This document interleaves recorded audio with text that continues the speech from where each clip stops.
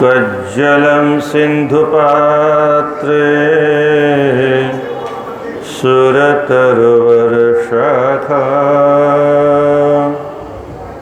लेखिने पत्रमुर्विं लिखति अधिगृहीत्वा शारदा सर्वकालं तदपि तव गुणानामीश पारं नयाति। गंगा तरंगरमणे यजटाकलापं गौरी निरंतर विभो श्रितवामभागं नारायण प्रियमनं गुमदापहारं वाराणसीपुरपदे भज विश्वनाथं। वाराणसीपुरपदे भज विश्वनाथं। यत्र यत्र रघुनाथ कीर्तनं तत्र तत्र कृतमस्तकाञ्जलिं बाष्पवारि परिपूर्णलोचनं मारुतिं नमत राक्षसान्तकं। हरे राम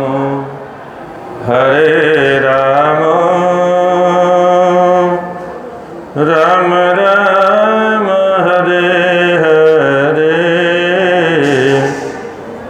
हरे कृष्ण कृष्ण कृष्ण हरे हरे, हरे राम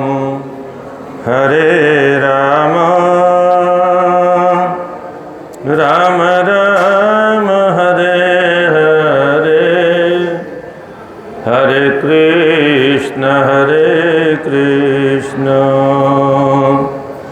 कृष्ण कृष्ण हरे हरे, हरे राम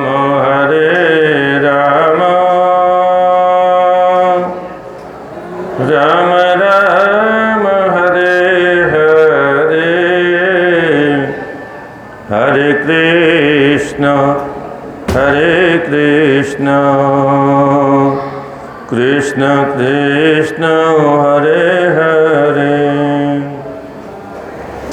बोले जगन्नाथ भगवान की, श्री बद्री विशाल भगवान की,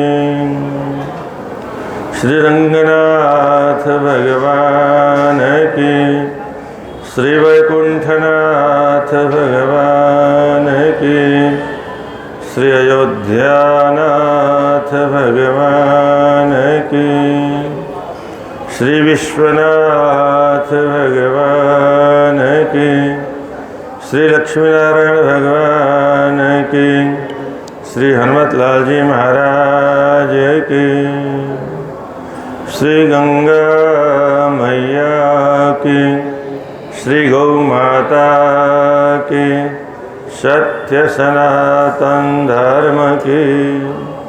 नमः पार्वती पतये, हर हर महादेव। भगवान की अहेतु कृपा से प्राप्त हमारा ये मानव तन, जिसको हम चरितार्थ करने के उद्देश्य से भगवान बाबा विश्वनाथ की मोक्षदायिका नगरी में उन्हीं के श्री चरणों में बैठ करके माँ गंगा की गोद में भगवान की रसमयी मधुमयी मंजुल मंजुल इस काशी खंड की कथा के माध्यम से अपने जीवन की समस्याओं का समाधान करने का प्रयास कर रहे हैं। प्रातःकाल सदाचार हमारे जीवन में उसका क्या महत्व है। सदाचार कहते किसको हैं? आजकल तो कुछ नहीं मालूम हमको। हिंदुओं को, सनातन धर्मावलंबियों को धर्म के विषय में कोई ज्ञान नहीं रह गया। बार बार में इसलिए मुझे कहना पड़ता, उसका मुख्य कारण है विदेशियों की शिक्षा है हमारे देश में। पहले हमारे यहाँ वैदिक की शिक्षा, हमारे देश की ऋषियों महर्षियों की शिक्षा थी। मुगल आए तो उन्होंने उर्दू शुरू किया, अंग्रेज आए तो उन्होंने अंग्रेजी शुरू की, और फिर एक मैकालेनिक शिक्षा नीति बनाई जिनका उद्देश्य था यहाँ लंबे समय तक शासन करना है तो सबसे पहले इनकी शिक्षा को ख़त्म करो, नहीं तो यहाँ लंबा समय शासन कर नहीं सकते। और तब 1835 में एक शिक्षा नीति बनी और यहाँ की संपूर्ण शिक्षाओं को बंद करके, और थोड़े बहुत गुरुकुल चलते रहे, छोटे मोटे आज भी चल रहे हैं, पर आज भी शुरू में तो वो उन्हीं स्कूलों में पढ़ के आता है, यहाँ तो बाद में आता है। कक्षा 1, 2, 3, 4, 5, 6, 7, 8 तो उधर ही पढ़ता है, तो अंग्रेजी भाषा पढ़ के आता है। वहाँ कोई संस्कार नाम का कोई शब्द नहीं होता है। और उसी का परिणाम है, आज तो खैर हर व्यक्ति अपने अंग्रेजी स्कूल में ही बच्चों को भेजता है, हिंदी स्कूल में भी नहीं भेजता। और काशी के विद्वानों का दर्शन दुर्लभ इसलिए हो गया कि यहाँ के विद्वानों ने अपने बच्चों को संस्कृत पढ़ाई नहीं। बाहर वालों से हमने आशा की कि वो पढ़ लेंगे, खून में संस्कार होते हैं। तो प्रातःकाल सदाचार की चर्चा चल रही थी, उसमें 10 यम और 10 नियमों की चर्चा चल रही थी। 10 यम कौन कौन से हैं? सत्य बोलना। आज के युग में बहुत कठिन काम है। क्षमा। इस सिनेमा देख देख के मनुष्य इतना क्रोधी हो गया है कि उससे क्षमा करना आता ही नहीं। दया उसके हृदय में है ही नहीं, सरलता उसके हृदय में है ही नहीं, ध्यान, मन एकाग्र करना संभव नहीं है। अहिंसा, ये भी सिनेमा वालों ने पैदा होते ही डिसुम डिसुम सिखा दिया, क्योंकि पेट में मूवी देख के पैदा हुआ तो पेट में सारे दुर्गुण चकाचक भर के लाया हुआ। और उसके बाद में एक बीमारी और है, आजकल बच्चे कहना क्यों नहीं मानते हमारा, क्योंकि एक ही है, उसको हम सर माथे पर बैठा के रखते हैं, उसको हम कुछ नहीं कह सकते। इसलिए अधिकतर बच्चे, माता पिता का, छोरियां तो फिर भी शांत रहती, पर बच्चे नाको दम कर लेते हैं। आंखों में आंसू आ गया तो मम्मी का कलेजा फट जाएगा, इसलिए कुछ नहीं कहना है उनको। हमको तो कभी कभी आश्चर्य होता है, वो छोटा सा बच्चा जो है वो बाप है कि वो बड़ा वाला बाप है? क्यों जी? आज्ञा कौन मानता है, बेटा की बाप है? संतान माता पिता की आज्ञा मानती है। आज उल्टा होता है, आज माता पिता संतान की आज्ञा मानते हैं। तो जो आज्ञा दे वो मालिक, आज्ञा दे वो बड़ा, आज्ञा माने वो छोटा। हमको ज्ञानी नियम कर क्या रहे हैं? उस बालक ने कहा हमको फोन चाहिए, लो, उस राक्षस को हमने उसके हाथ में थमा दिया। अब उस गंदे संस्कार देगा और क्या देगा?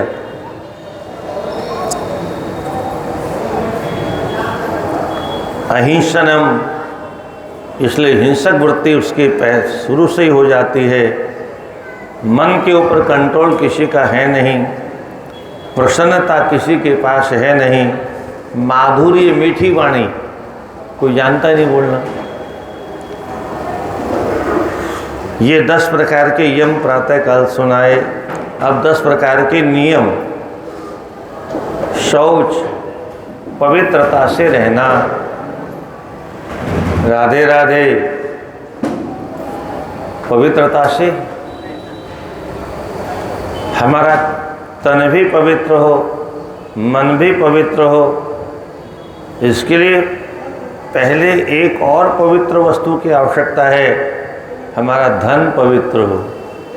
धन पवित्र होगा तो अन्न पवित्र होगा, अन्न पवित्र होगा तो इंद्रियां पवित्र होगी, इंद्रियां पवित्र होगी तो मन पवित्र होगा, मन पवित्र होगी तो बुद्धि पवित्र होगी, और बुद्धि निर्मल होगी तो आत्मा भी निर्मल होगी। जैसा खाए अन्न वैसा हो मन, जैसा पीवे पानी वैसी बोले बानी। तो अन्न शुद्ध होना चाहिए। अन्न शुद्ध के लिए धन शुद्धि की आवश्यकता है। तो शौच, मन भी शुद्ध हो। अब आज की भौतिक युग में क्या है, कपड़े साफ होने चाहिए, बाहर से साफ होना चाहिए, मकान साफ होना चाहिए। मन में चाहे जितनी गंदगी भरी पड़ी, कोई मतलब नहीं। ये आधुनिक विचारधारा है, पाश्चात्य सभ्यता है, जहाँ बाह्य तो सब चकाचक होना चाहिए, भीतर सब फकाफक। आशा विचार सब गंदे, रहन सहन खान पान सब गंदा, बस ऊपर ऊपर टिप टाप कर लिया और वो आ करके थोड़ा कपड़ा पहन के वो फुसफुस लगा लिया है। हमारे विचारों में तो गंदगी भरी पड़ी है, गंदा मंदा हम खाने लग गए हैं। केवल बाहर की सुगंध क्या करेगी, शरीर तो वैसे ही गंदा है, ऊपर में अगर हमारे आचार विचार सदाचार गंदे हैं तो फिर तो, और चरित्र अगर नष्ट हो गया तो सब नष्ट हो ही जाता है। तो शौचाचार की परंपरा तो व्यासपीठ पर भी नहीं रह गई। व्यासपीठ पर भी माताएं कथा करती हैं, बहन बेटियां कथा करती हैं, और वो 12 महीने बहुत सी देवियां जो 12 महीने कथा ही करती रहती हैं। अशुद्ध अवस्था में भी व्यास गद्दी पर, उनको डर नहीं कि ऊपर हमारा क्या होगा। केवल व्यापार बना दिया लोगों ने व्यासपीठ पर, जिनको बैठने का अधिकार नहीं। वो व्यास, एक अक्षर भागवत का एक श्लोक भी नहीं आता, फिर भी भागवत की कथा चल रही है। तो शौचाचार की व्यवस्था तो व्यासपीठ पर नहीं रह गई। आधुनिक युग में जो ये बाहरी शुद्धता है, इसको तो लोग जानते हैं, पर शौचाचार वास्तव में क्या होता है इसको नहीं जानते। एक उदाहरण, जैसे शैम्पू लेके आए अंडे वाला, शरीर साफ हो गया, पर हमारी दृष्टि में साफ हो गया, पर हम अपवित्र हो गए, अशुद्ध हो गए, अशौच हो गया। अब मंदिर में जाने के अधिकारी नहीं हैं अब हनुमान चालीसा नहीं पढ़ सकते, क्योंकि अंडा लगा करके हमने अपने आप को अपवित्र कर लिया, शुद्ध कर लिया।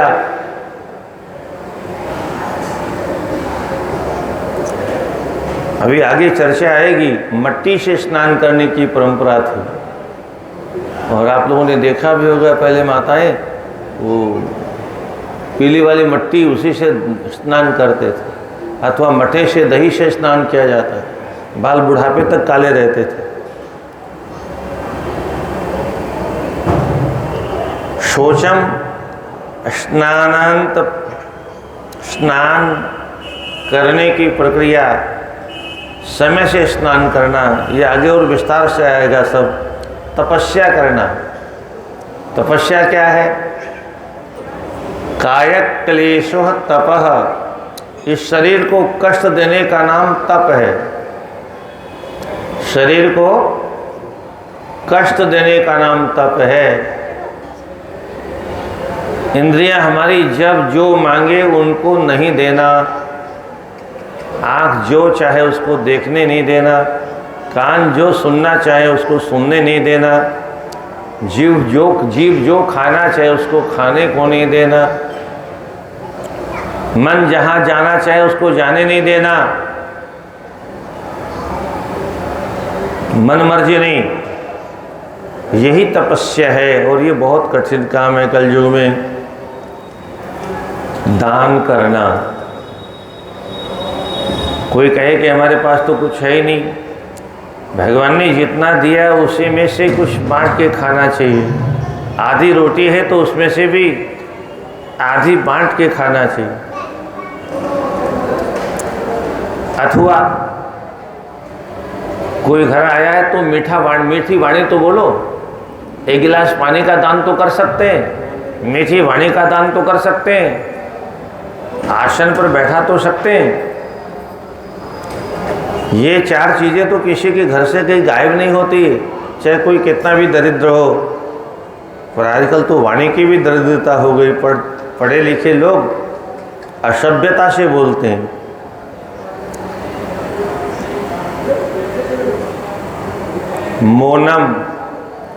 मौन रहना ये भी नियम है। मौन रहने से बहुत लाभ होते हैं। सबसे बड़ा लाभ तो यह है कि मौन रहने वालों के घर में कभी झगड़ा नहीं होता। पति पत्नी में दोनों में से अगर एक को भी मौन रहने की आदत पड़ जाए, और विशेष करके जब लगे कि अब झगड़ा होगा और झगड़ा आगे बढ़ेगा, बस उसी समय फाटक बंद, अब जीभ को बाहर निकलने ही नहीं देंगे, कभी झगड़ा नहीं होगा। मौनेन कलहम नास्ति, शास्त्र कहता है। मौन वह मंत्र है, ये मंत्र अगर किसी को आ गया तो उसके घर में झगड़े बंद हो जाएंगे। पर होता क्या है, जब एक बोलता है तो दूसरा मौन रहता नहीं। वो सोचता है अगर मौन रह गए तो हमारा तो नाक कट जाएगा, हमारी तो हार हो जाएगी, कोई हार के चक्कर में सर बड़े फूट जाए। पर मौन नहीं रहेंगे तो मौनेन कलहम नास्ति, मौन रहना जिसको आ गया उसके घर में कभी झगड़ा नहीं होता, शांति रहती है। आपको भी घर में अगर ज़्यादा अशांति होती हो, तू मैं ज़्यादा होता हो, तो मौन धारण कर लो उस समय कम से कम, बस थोड़ी देर की बात है।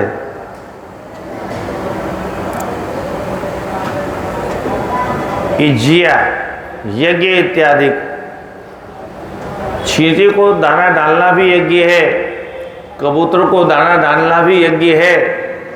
और हमारे सनातन धर्म में तो धर्म पूर्वक देखना भी यज्ञ है, धर्म पूर्वक सुनना भी यज्ञ है, धर्म पूर्वक बोलना भी यज्ञ है। हमको बोलना आना चाहिए, क्या बोलना है क्या नहीं बोलना है। हर काम यज्ञ है अगर विधि से करे तो, और अविधि से करे तो सभी काम उपद्रव वाले हैं। तो यज्ञ और अध्ययन, शास्त्रों का अध्ययन, गीता है, भागवत है, रामायण है, महाभारत है, भागवत है, इन ग्रंथों का बराबर अध्ययन जो बंद हो गया। आज हमको धर्म का ज्ञान क्यों नहीं है? दिन भर मोबाइल देख लेंगे या थोड़ा टीवी देख लेंगे, कोई भी पुस्तक हिंदू पढ़ता ही नहीं घर में, और इसलिए ज्ञान गायब हो गया है। शास्त्रों का अध्ययन करना चाहिए। व्रत, मौन रहना भी व्रत है, आंखों को वश में करना भी व्रत है, कान को वश में रखना भी व्रत है, जीभ को वश में रखना भी व्रत है। प्रत्येक इंद्रियों का व्रत, केवल भोजन नहीं करना यही व्रत नहीं है। उपवास कर लिया, एकादशी कर लिया, अथवा कोई और व्रत कर लिया और रात दिन झगड़ा करते रहते हैं, ऐसे व्रत से कोई लाभ नहीं होता है। कुपोषणम, उपवास करना, इस प्रकार से ये 10 प्रकार के नियम हैं। तो यम और नियम ये योग के पहली 2 सीढ़ियां हैं, अथवा कहो कि ये नींव है योग की, जहाँ पर यम नियम आसन प्राणायाम प्रत्याहार धारणा ध्यान समाधि तक पहुंचने के लिए सबसे पहले 2 प्रकार के ये यम और नियम का पालन करना जरूरी है, अन्यथा समाधि तक पहुंच ही नहीं सकते, ध्यान भी संभव नहीं है। कुछ लोग कहीं कहीं ध्यान करवाते हैं, कहीं कहीं ध्यान लोग करवाते हैं। अब यम नियम हमने किए नहीं, प्राणायाम किया नहीं, आसन सिद्ध किया नहीं, तो ध्यान कहाँ से लग जाएगा। यम नियम के बाद में है आसन, एक आसन पर बैठने का अभ्यास। तो आजकल नहीं है, पहले तो लोग नीचे बैठ के खाते थे पीते थे, सब काम नीचे ही करते थे। बच्चे भी स्कूल में नीचे बैठ के पढ़ते थे, अब वहाँ भी कुर्सी आ गई, घर के भोजनालय में भी कुर्सी आ गई, ऑफिस में भी कुर्सी आ गई। अब बैठने का अभ्यास खत्म हो गया। आसन के बाद प्राणायाम,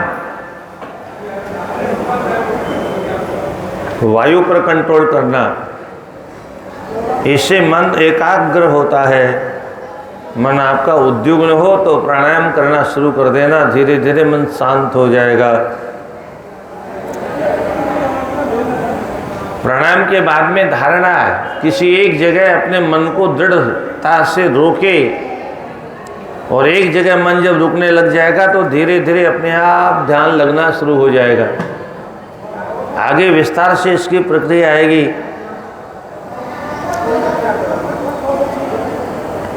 का शोचम स्नान काम क्रोधम मदम मोहम आश्चर्यम लोभ एव च अमून षड्वैरिणो जित्वा सर्वत्र विजयी भवेत्। 6 दुश्मन हमारे हैं और हम इनको सबको मित्र मानते हैं, हमको पता नहीं दुश्मन कौन है हमारा। सबसे बड़ा दुश्मन है काम, इसके बाद दुश्मन है क्रोध, इसके बाद दुश्मन है लोभ। ये 3 तो भयंकर राक्षस हैं। हमारे सभी शास्त्र काम क्रोध लोभ पर कंट्रोल करने की बात करते हैं। हमारे सभी संत महात्मा अपने अपने सत्संग में काम क्रोध लोभ पर कंट्रोल करने की बात करते हैं, इनको वश में करने की बात करते हैं। परंतु आज का जो सिनेमा युग है, ये तीनों को बढ़ा रहे हैं। अधिक अधिक काम कैसे बढ़े, अधिक से अधिक क्रोध कैसे बढ़े, अधिक से अधिक लोभ कैसे बढ़े। काम को बढ़ाने के लिए ऐसे ऐसे सीन दिखाएंगे, क्रोध को बढ़ाने के लिए ढिसुम ढिसुम 5 मिनट के में 500 लोगों को मार के फेंक देंगे।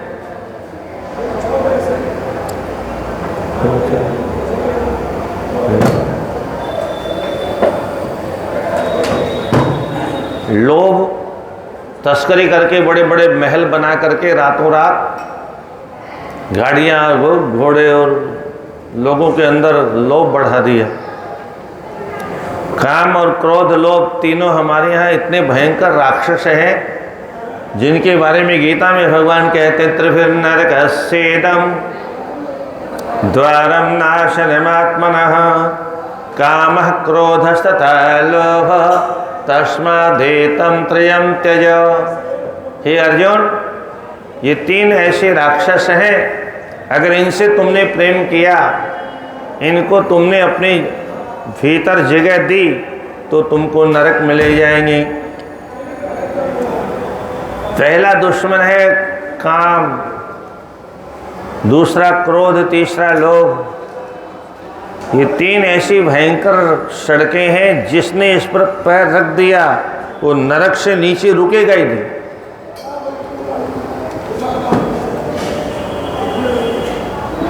परमात्मा ने जितने भी विकार बनाए हैं उनका उपयोग है, पर सीमा में इनका उपयोग है। सीमा के बाहर काम भी राक्षस है, सीमा के बाहर क्रोध भी राक्षस है, सीमा के बाहर लोभ भी राक्षस है।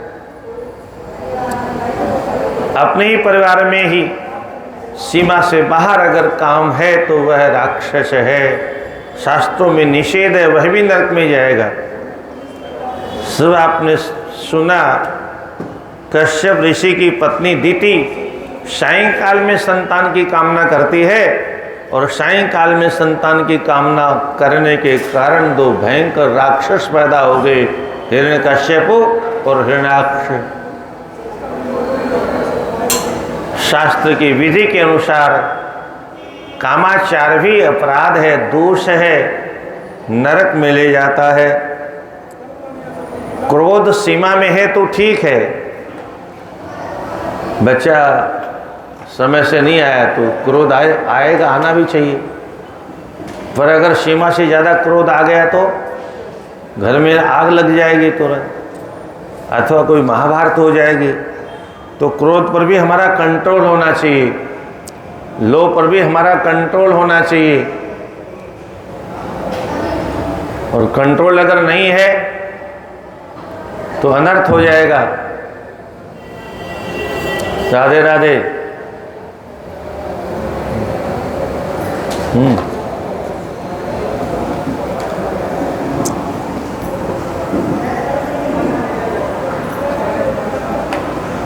लोभ पर भी कंट्रोल होना चाहिए। कितना चाहिए? कोई सीमा होनी चाहिए, असीमित। तो जहाँ असीमित लोभ होगा वहाँ निश्चित अपराध बनेगा। इसलिए भगवान कहते हैं काम है, क्रोध तथा लोभ, ये तीनों नरक में ले जाने वाले हैं। तो हमारे शास्त्र तो इन पर कंट्रोल करने की बात करते हैं, पूरे सिनेमा वाले तीनों को बढ़ा रहे हैं। और उसी का परिणाम है आज संसार में, घर घर में, गांव गांव में, गली गली में, नगर नगर में, डगर डगर में, शहर शहर में नाना प्रकार के पाप हो रहे हैं। कामम क्रोधम मदम मोहम। मद, मैं धनवान हूँ, मैं ज्ञानवान हूँ, मैं बुद्धिमान हूँ, मैं बलवान हूँ, मैं रूपवान हूँ, इस प्रकार का जो मद है ये भी पतन का मार्ग है। मात्सर्य, एक दूसरे की प्रतिष्ठा को देख करके, एक दूसरे के वैभव को देख करके अंतःकरण में जो जलन होती, हाँ ये इतना ऊपर कैसे उठ गया, तो ये मात्सर्य भी पतन का कारण है, ये हमारा दुश्मन है। और फिर ध्यान से सुन लीजिए, 6 दुश्मन हैं हमारे, काम, क्रोध, मद, मोह, मात्सर्य और लोभ। और इन 6 से हम बहुत प्रेम करते हैं। क्या? अपने दुश्मनों से हम प्रेम करते हैं, जो हमारा जीवन बर्बाद करने के लिए ही उन्होंने हमारे घर में जगह बनाई है। अमोन शरण वैरिणो जित्वा सर्वत्र विजय भवेत। षडानंद कहते हैं इन 6 दुश्मनों को जिसने विजय कर लिया, विजय प्राप्त कर ली, उसकी तो सभी जगह विजय हो जाएगी। और जो इनसे पराजित हो गया संसार में, उसकी विजय कहीं होने वाली नहीं है। इन्हीं काम, क्रोध, लोभ के बारे में तुलसीदास जी ने भी कलम चलाई, थोड़ा सा अंतर किया। भगवान कृष्ण ने तो गीता में तीनों को नरक का दरवाजा कहा, और तुलसीदास जी ने इसको हाईवे बता दिया, बड़ी रोड।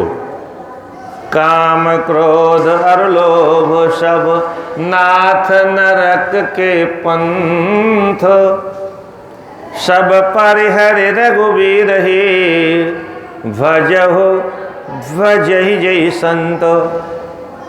ये विभीषण अपने भाई साहब से कहते हैं, भाई साहब मेरी आपसे प्रार्थना है, ध्यान से सुनिए। आपके मस्तिष्क में जो काम का प्रवेश हो गया है, क्रोध का प्रवेश हो गया है, दूसरे की संपत्ति का लोभ हो गया है,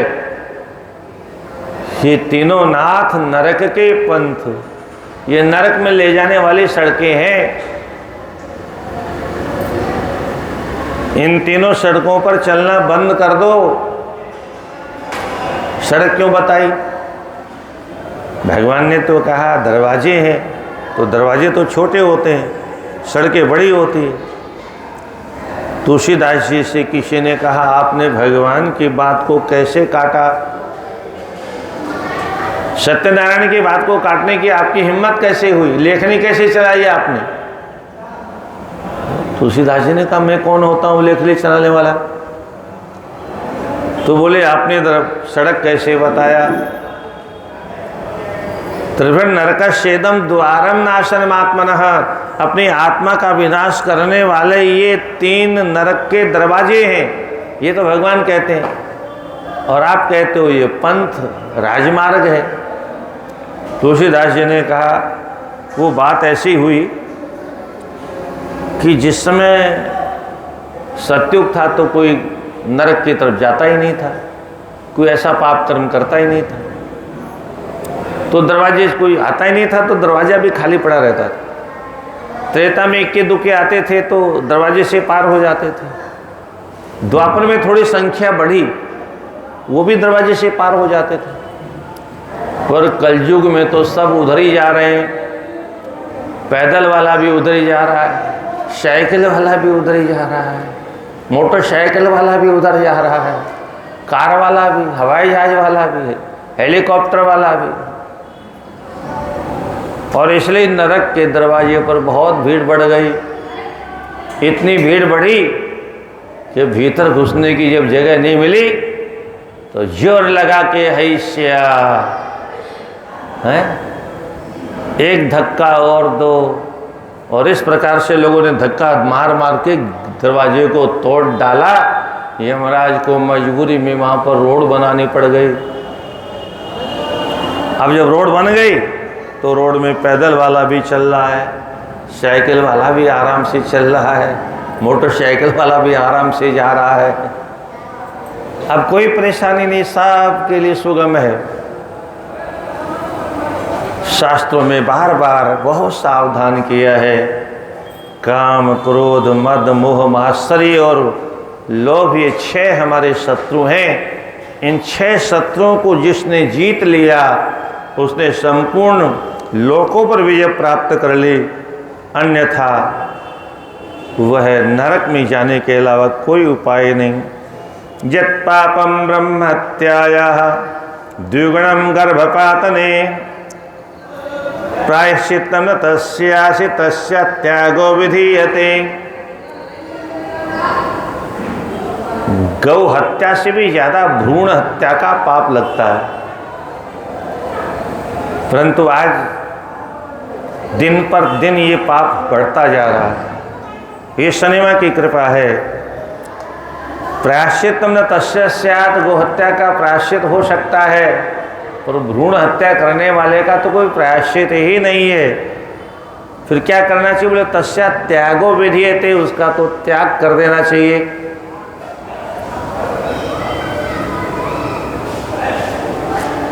आपके पीछे अनंत राम जी रहते थे, अभी परिवार रहता होगा। उनकी बहू बम्बई गई तो थोड़े बाल कटवा के आ गई, उन्होंने रोटी खाना बंद कर दिया उसके हाथ का, क्योंकि हमारे यहाँ सधवा का बाल कटवाना और ये झोटा खोल के चलना, ये हमारे यहाँ की शास्त्रीय परंपरा नहीं है। हमारे यहाँ तो झोंटे उसी दिन खुलते हैं जिस दिन कोई लीला हो जाए घर में, उसके पहले तो बाल खोलने की परंपरा नहीं, बाल कटवाने की परंपरा भी नहीं। पर आज तो आधुनिक रूप में सब संभव है, कुछ भी हो जाए। नाना प्रकार के हम पाप करते हैं और पाप से ही नाना प्रकार की बीमारियां पैदा होती है। पापेन जायते व्याधि, पापेन जायते जरा, पापेन जायते दैन्यम, दुखम शोक भयम करम। हम तो समझते हैं कोई रोग आ गया हमारे जीवन में, पर हमारा शास्त्र कहता है रोग नाम का कोई पदार्थ नहीं होता। हमने जो पाप किए हैं वही रोग बन करके हमारे जीवन में आकर के उस पाप का दंड हमको प्रदान करते हैं, हमें नहीं मालूम। शास्त्रों को पढ़ने वाला कभी परेशान नहीं होता, ये क्यों हो गया, वो क्यों हो गया, वो क्यों हो गया। उसे सब मालूम है हमारे किए हुए पाप का परिणाम है जो हम भोग रहे हैं। इसलिए हर अवस्था में वो शांत मस्त रहता है, क्योंकि जब हमने किया है तो भोगने में डरने की क्या जरूरत है। तो हमने किया है तो हम ही भोगेंगे। बोया पेड़ बबूर का तो आम कहाँ ते खाए। पापे न जायते व्याधि पापे न जायते जरा। पाप से ही जल्दी बुढ़ापा आता है। पापे न जायते दैन्यम। पाप करने वाला दीनहीन हो जाता है। बड़े बड़े अपराधी कभी बहुत बड़ी गुंडागिरी करते थे और योगी जी के चक्कर में आते हैं तो हाथ जोड़ते हुए तख्ते लटका के जाते हैं, माफ़ कर दो, अब दोबारा गलती नहीं करेंगे। दुख शोक भयम करह। पाप दुख देने वाला है, शोक स्वभाव जल्दी होने वाली है और भय प्रदान करने वाला है। इसलिए प्रत्येक व्यक्ति को बहुत सावधानी से जीवन जीना चाहिए। यानि यानि पापानि कृतानि भुवि मानवेः यमलोक पथे तानि युवतिष्ठन्ति चाग्रत। यानि यानि पुण्यानि। मनुष्य जो जो पुण्य करता है, ये शरीर तो हमारा यही रह जाता है। जैसे कोई काठ के टुकड़े को फेंक देता है, पत्थर के टुकड़े को फेंक देता है, इसे मरने के बाद में शरीर को तो अग्नि में लोग फेंक देंगे, परंतु साथ में कौन जाता है? तो उसके बारे में कहते हैं यानि यानि पुण्यानि कृतानि भुवि मानवेः यमलोक पथितानि युवतिष्ठन्ति चाग्रतः। हमने जो पुण्य किया है और जो पाप किया है, दोनों हमारे साथ जाएंगे। निर्णय तो तभी होगा ना, तराजू में तभी तोला जाएगा पाप कितना है पुण्य कितना है, कुछ माइनस करना है कि नहीं करना है। इसलिए बहुत सावधान होकर के मनुष्य को अपने जीवन को जीना चाहिए। अशाश्वतानि गात्राणि विभुनेव शाश्वतः। संसार में कुछ भी सत्य नहीं, सब झूठा है। अशाश्वत है मतलब स्थिर नहीं है। प्रतिक्षण हमारा शरीर बदलता रहता है, प्रतिक्षण जो हमने बनाया वो बदलता रहता है। साल भर बहुत अच्छा मकान दिखाई देता था, दूसरे साल टूट फूट शुरू हो गई। जीवन भर कुछ न कुछ बनाते रहो, खोदते रहो, बनाते रहो, पैसा लगाते रहो। कभी बिजली खराब होगी तो ये खराब होगा, तो कभी पंखा खराब होगा, कुछ न कुछ चलता ही रहता है। अशाश्वतानि, सब अशाश्वत हैं। सदा एक जैसा रहने वाला कोई पदार्थ संसार में आज तक किसी ने देखा ही नहीं होगा। हमारा शरीर प्रमाण है उसमें। कभी माँ के पेट में थे, कभी गोद में थे, कभी घुटने चलते थे, कहाँ गया वो जीवन? हमारी आंखों के सामने ही हमारी कितनी मौत हो गई है। वो शैशव अवस्था हमारी आंखों के सामने मर गई और हम रोए नहीं कभी। किशोरावस्था हमारे हाथों में मर गई, हमने कभी दुख नहीं उठाया। जवानी आई, वह भी हमारे हाथों में, उसकी भी हमने हत्या कर दी। गायब हो गई, कहाँ गई पता नहीं। हम तो देख भी नहीं पाए गई कहाँ। बुढ़ापा जा रहा है, प्रतिदिन शमशान की ओर खसकते चले जा रहे हैं, खसकते चले जा रहे हैं, खसकते चले जा रहे हैं, फिर भी संसार के किसी भी प्रपंच का त्याग करने को तैयार नहीं।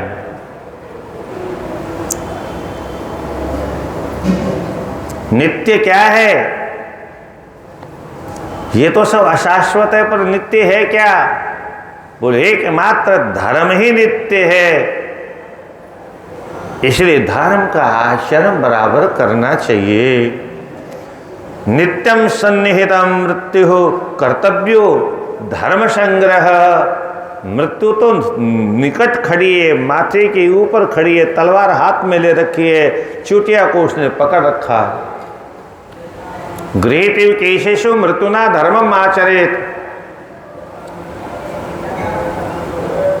धर्म का आचरण कैसे करना चाहिए, हमको क्या सोच के करना चाहिए। प्रत्येक व्यक्ति को हमेशा ये अनुभव करना चाहिए कि मौत हमारे पीछे खड़ी है, हमको नहीं दिख रही है क्योंकि पीछे खड़ी है, और ऐसे वैसे नहीं खड़ी है। हमारी चोटियाँ उसने हाथ में ले रखी है और नंगी तलवार साथ में लेके चलती। सहैव मृत्युर्व्रजते सहैव तिष्ठते गत्वा सुदीर्घमध्वानं सहैव विनिवर्तते। भगवान राम कहते हैं भरत से, भरत पिताजी की मृत्यु के बाद में जो भरत ने रोना शुरू किया, क्यों रोते हो भरत? हालांकि खुद भी भगवान बहुत रोए, इतना रोए, चारों भाई मिल करके सबको तो दूर छोड़ के गए थे दोनों भाई और निषाद, और वहां पहुंच करके इतना रुदन हुआ, इतना पहले तो पिंडदान वगैरह करके आए, और फिर जब रोना शुरू किया तो इतना, वो पर्वत था तो पर्वत की ध्वनि की प्रतिध्वनि वो पहाड़ों में गूंजने लगी चारों तरफ, और उस ध्वनि को सुन करके सबको पता चल गया कि वहाँ है चारों भाई। चलो, स्वयं भगवान रोए, पर आखिर बड़े हैं ना, तो बड़े का ज़्यादा अधिकार होता है। बड़ा खुद रोएगा तो फिर छोटे क्या करेंगे। इसलिए राम जी ने धैर्य धारण करके फिर समझाना प्रारंभ कर दिया। मृत्यु तो साथ में ही जन्म लेती है, मृत्यु हमारे जन्म के बाद में नहीं आती, साथ में ही उसका जन्म होता है, साथ में ही बैठती है, साथ में ही उठती है, साथ में खाती है तो साथ में वह भी खाती है, चलते हैं तो चलती है, दौड़ते हैं तो दौड़ती है, बैठते हैं तो बैठ जाते हैं, सोते हैं तो सो जाती है, और विदेश जाते हैं तो विदेश भी साथ ही में जाती है। मृत्यु कभी हमारा साथ छोड़ती नहीं। अब आप सोचिए कितने संसार में जीव हैं और कितनी मौतें लगा रखी हैं भगवान ने सबके पीछे, है सबके पीछे लगी हुई। क्या अद्भुत है उसकी क्रीड़ा। क्रीडार्थमात्मनमिदं त्रिजगतं कृतं ते स्वाम्यम तो तत्र कुर्यो परेश कुर्युः। अद्भुत है उस परमात्मा का ये खिलौना, खेलने के खिलौने बनाए उस परमात्मा ने। क्या बना रखा उसने हमको? परमात्मा ने जगत को अपने खेलने के लिए खिलौने के रूप में बनाया और हमसे खेलता है। हमको क्या करना चाहिए? बोले जैसे खेले उसको खेलने दो। ये अब सौंप दिया है जीवन का, इसलिए थोड़े कहा जाता है, इसीलिए कहा जाता है अब सौंप दिया इस जीवन का सब भार तुम्हारे हाथों में। अपने हाथ में कुछ नहीं है, हम तो उसके हाथ के खिलौने हैं। जैसा उसको नचाना अभिष्ट हो वैसा नचाए, हमको ननुनच्च करने का अधिकार नहीं। ऐसा क्यों हो गया? बोले उसकी इच्छा। ऐसा क्यों हो गया? उसकी इच्छा। ऐसा कैसे हुआ? बोले वो जाने कैसे हुआ, हमको क्या मालूम।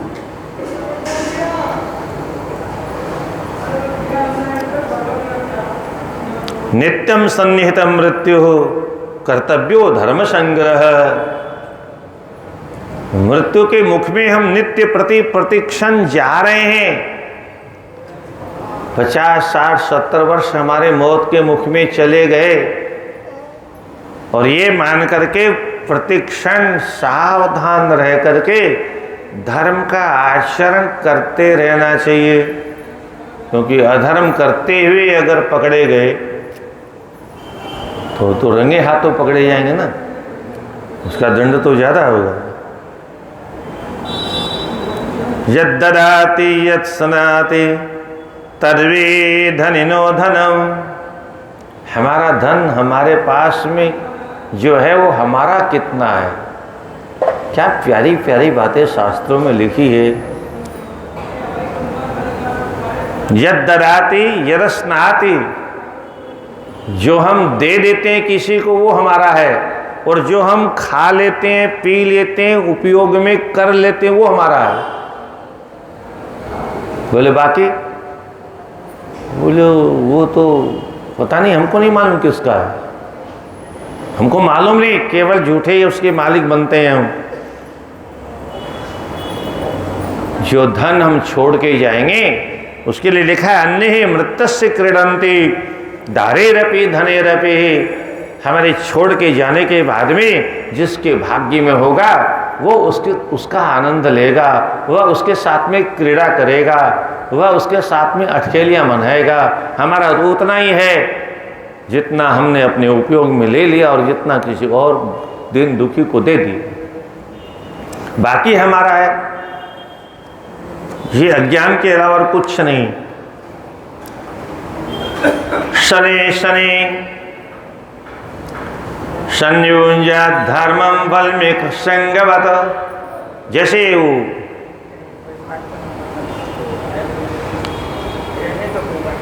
अरे बच्चे, ए बालक,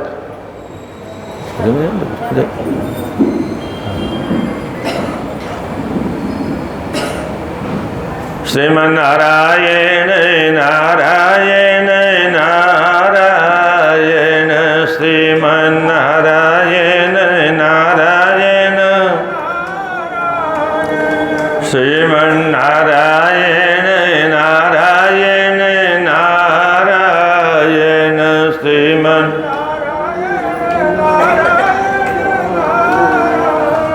भजमन नारायण नारायण नारायण, भजमन नारायण। बसें और ट्रेन जब शुरू में चली तो महिलाओं के लिए कोई भी खड़ा हो जाता था, माताओं को देख के खड़ा हो जाता था। बाद में गवर्नमेंट ने बराबर का अधिकार दे दिया तो बाद में खड़ा होना बंद हो गया। पर इतना तो देखना चाहिए कोई बुजुर्ग है पर चूँकि दोष किसी का नहीं, शिक्षा ही ऐसी है। अस्तु।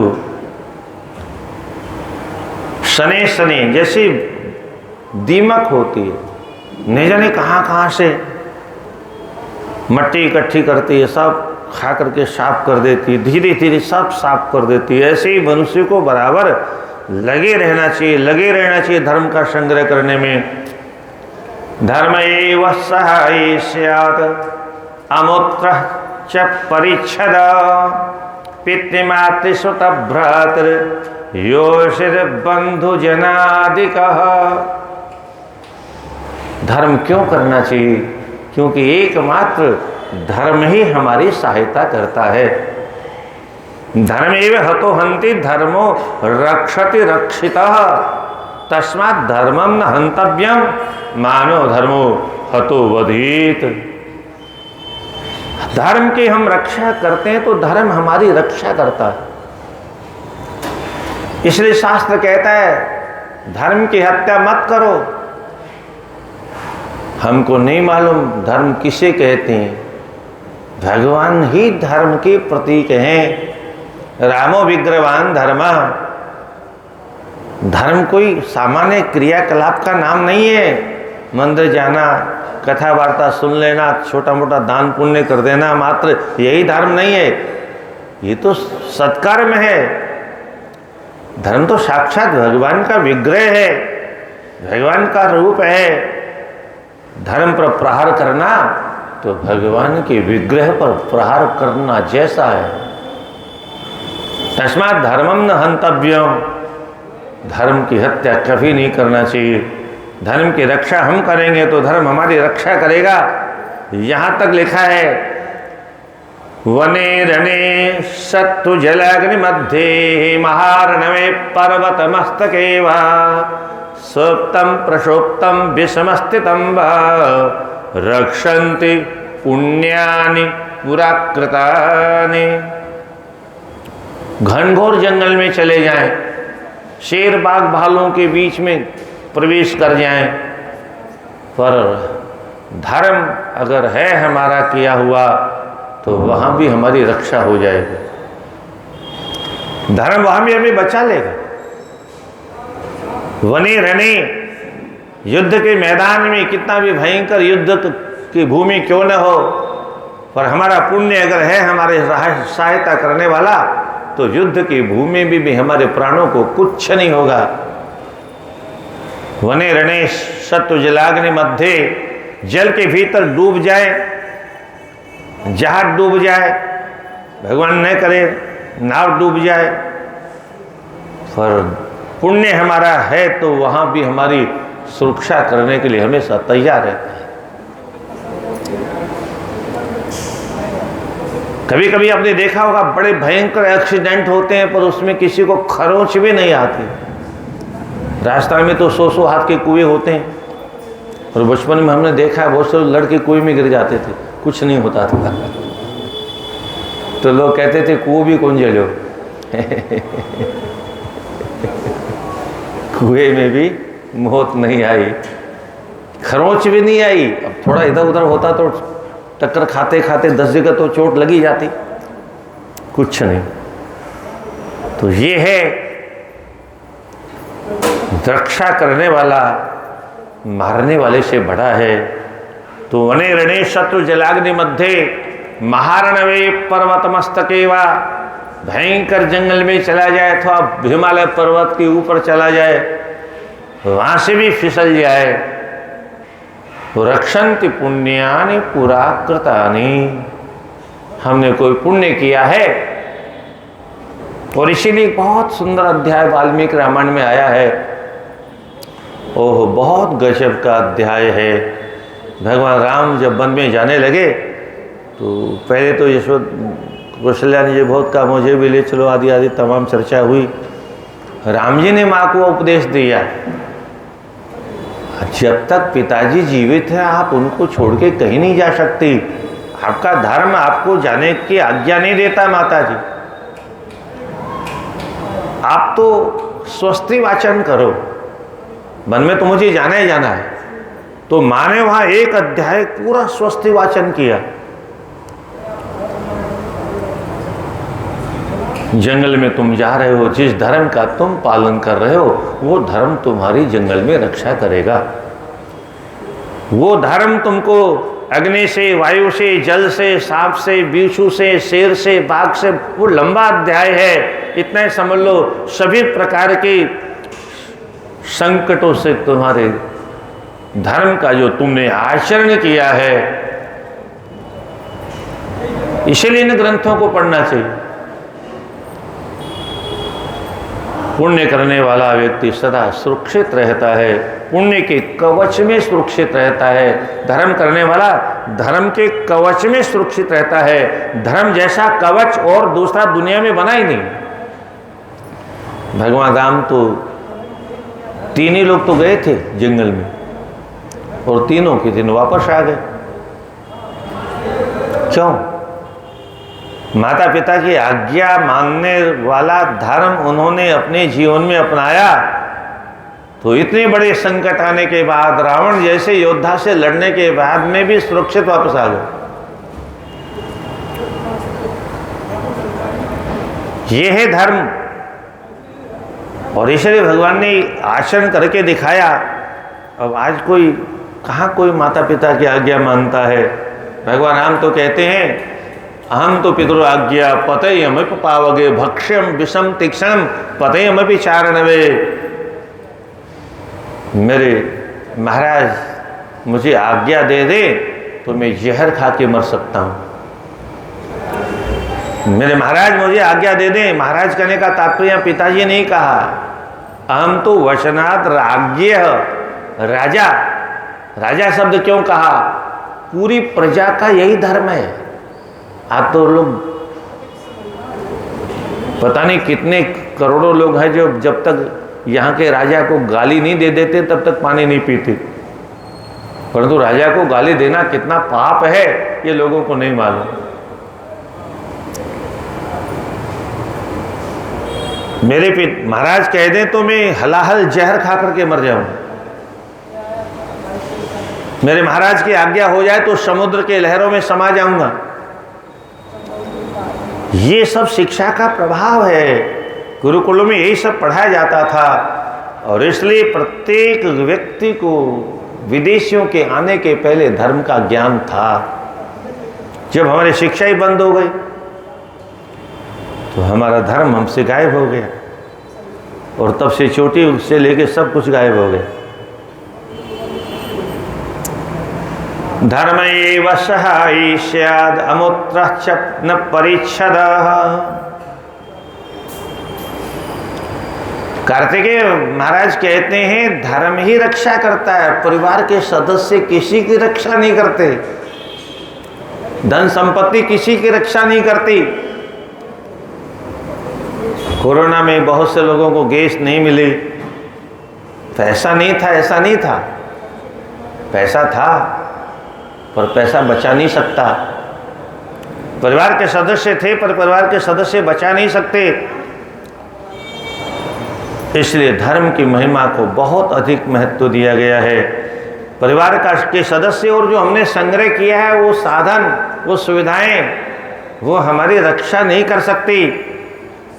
अगर धन से अगर कोई व्यक्ति सुरक्षित हो जाता तो धनी लोग तो कभी मरते ही नहीं, और डॉक्टर अगर किसी का जीवन बचा देता तो डॉक्टर साहब के घर से कभी अर्थी उठती नहीं। और एक और मजे की बात आपको बताऊं, जिस दवा को हम इसलिए खाते हैं कि हमारी जान बचा देगी, वो दवा के मरने की डेट उसी पर लिखी रहती है। क्या क्या दवा के खुद के मरने की डेट उस पर लिखी रहती है। जो खुद अपने आप को नहीं बचा सकती, एक दिन रात के 12 बजे मर जाएगी, तो दवा हमको कैसे बचाएगी? नारायण नारायण नारायण। धर्मेव सहायी स्याद अमुत्र न परिच्छद। जो सामग्री हम इकट्ठी करते हैं, कोई भी XYZ उसका नाम लेने की जरूरत नहीं है, वो किसी की सहायता नहीं कर सकती। नाम भी कुछ दे दिया, पितृ भातृ सुतः भ्रातृ योषित बंधु जनाधिक। माता पिता भाई बंधु बेटा बेटी पति पत्नी कोई हमारी सहायता नहीं कर सकते। मृत्यु से कोई हमको बचा नहीं सकता। मृत्यु के बाद छोड़ो जो हमने किया है, उस पाप का फल जब रोग के रूप में आएगा तो कौन हाथ लगाएगा? वहां हमें को भोगना पड़ेगा।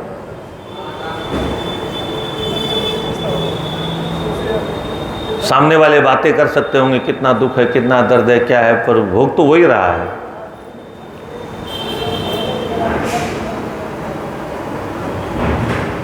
और धर्म के बल पर ही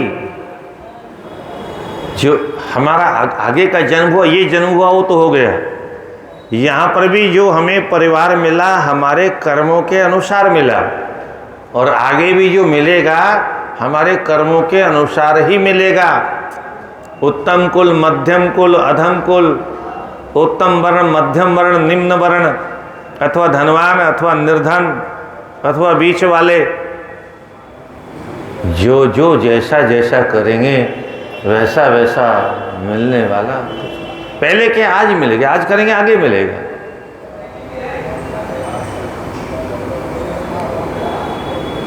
जायते चेकलः प्राणे। प्राणी अकेला आया था, अकेला जाएगा। बीच में नाटक हम कर लेते हैं। एक होते हैं, फिर विवाह हो गया, 2 हो गए, फिर कुछ और हो गया तो 3 हो गए, फिर कुछ और हो गया 4 हो गए, फिर विवाह संबंध हो गया तो संबंधी जुड़ गए। ये तो वैसा ही है जैसे मकड़ी का जाला है। मकड़ी जाला बनाती है किस लिए? अपनी मौत का निर्माण करती है। मकड़ी जो जाला बनाती है उसी जाले में फंस करके एक दिन वह मर भी जाती है। यही हमारी स्थिति है। हम जो जाला बुनते हैं सब मिलकर के एक दिन नारायण नारायण तो जायते चेकलः प्राणे प्रम्रियेत तथेकलः, मरेगा भी अकेला ही। एकलः सुकृतम भुंक्ते भुंक्ते दुष्कृतमेकलः, अकेला ही अपने सत्कर्म को भोगेगा, अकेला ही अपने दुष्कर्म को भोगेगा। वाल्मीकि डाकू की कथा तो आपने सुनी होगी, हैं? क्यों पाप कर रहे हो?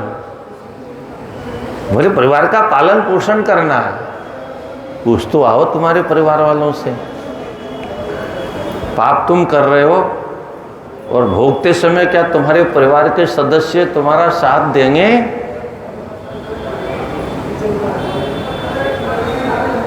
डाकू ने कहा वाह, बेवकूफ समझते हो हमको, ज़्यादा पढ़े लिखे समझते हो अपने आप को, हम अनपढ़ है इसलिए बेवकूफ समझते हो। हम जाए पूछने के लिए तुम भाग जाओ। हमारा ग्राहक चला गया तो हमको चालाकी से तुम भेजना चाहते उधर और तुम भाग जाओगे तो फिर लूटेंगे किसको? बोले कोई बात नहीं, हमको बांध जाओ।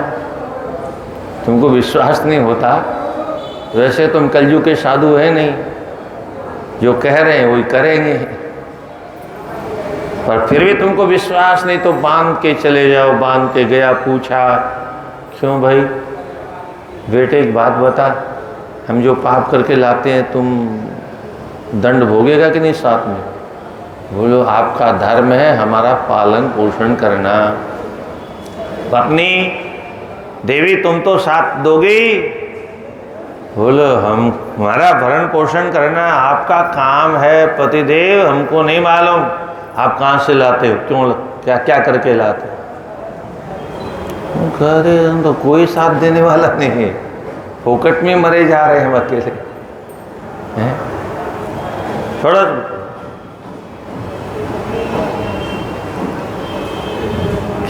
कितने प्यारे श्लोक है। जायते चेकलः प्राणे प्रम्रियेत तथेकलः, एकलः सुकृतं भुंक्ते भुंक्ते दुष्कृतमेकलः, अकेला ही पाप का भोग करेगा, अकेला ही पुण्य का भोग करेगा।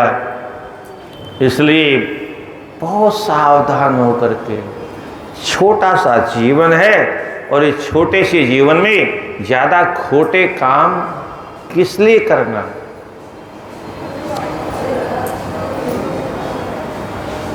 ये देखा देखी हो गया। हमारे देश में परंपरा थी नहीं, पैसे के पीछे कोई नहीं भागता था। हमारे पुराने लोग व्यापार करते थे, आदि धोती गंजी पहन के बहुत सादे रूप में रहते, किसी को पता नहीं चलता था क्या है सेठ जी के झोली में, सोने की मोहरें, चांदी की सिक्के, कुछ पता नहीं चलता, बहुत सादे में रहते।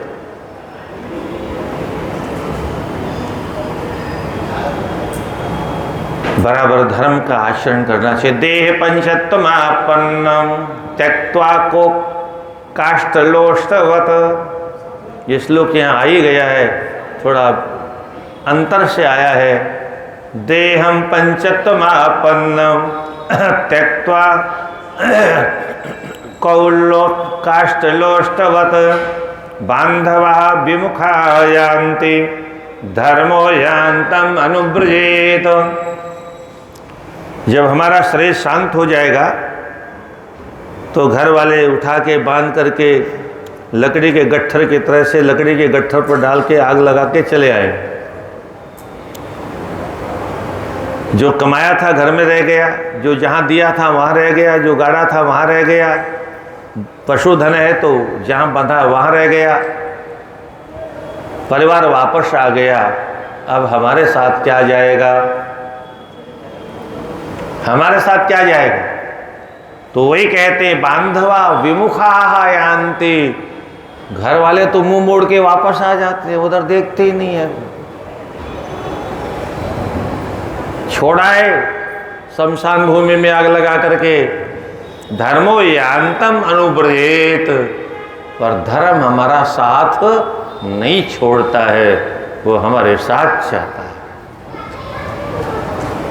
कृति संचिनु यह धर्मम ततो अमूत्र सहायन,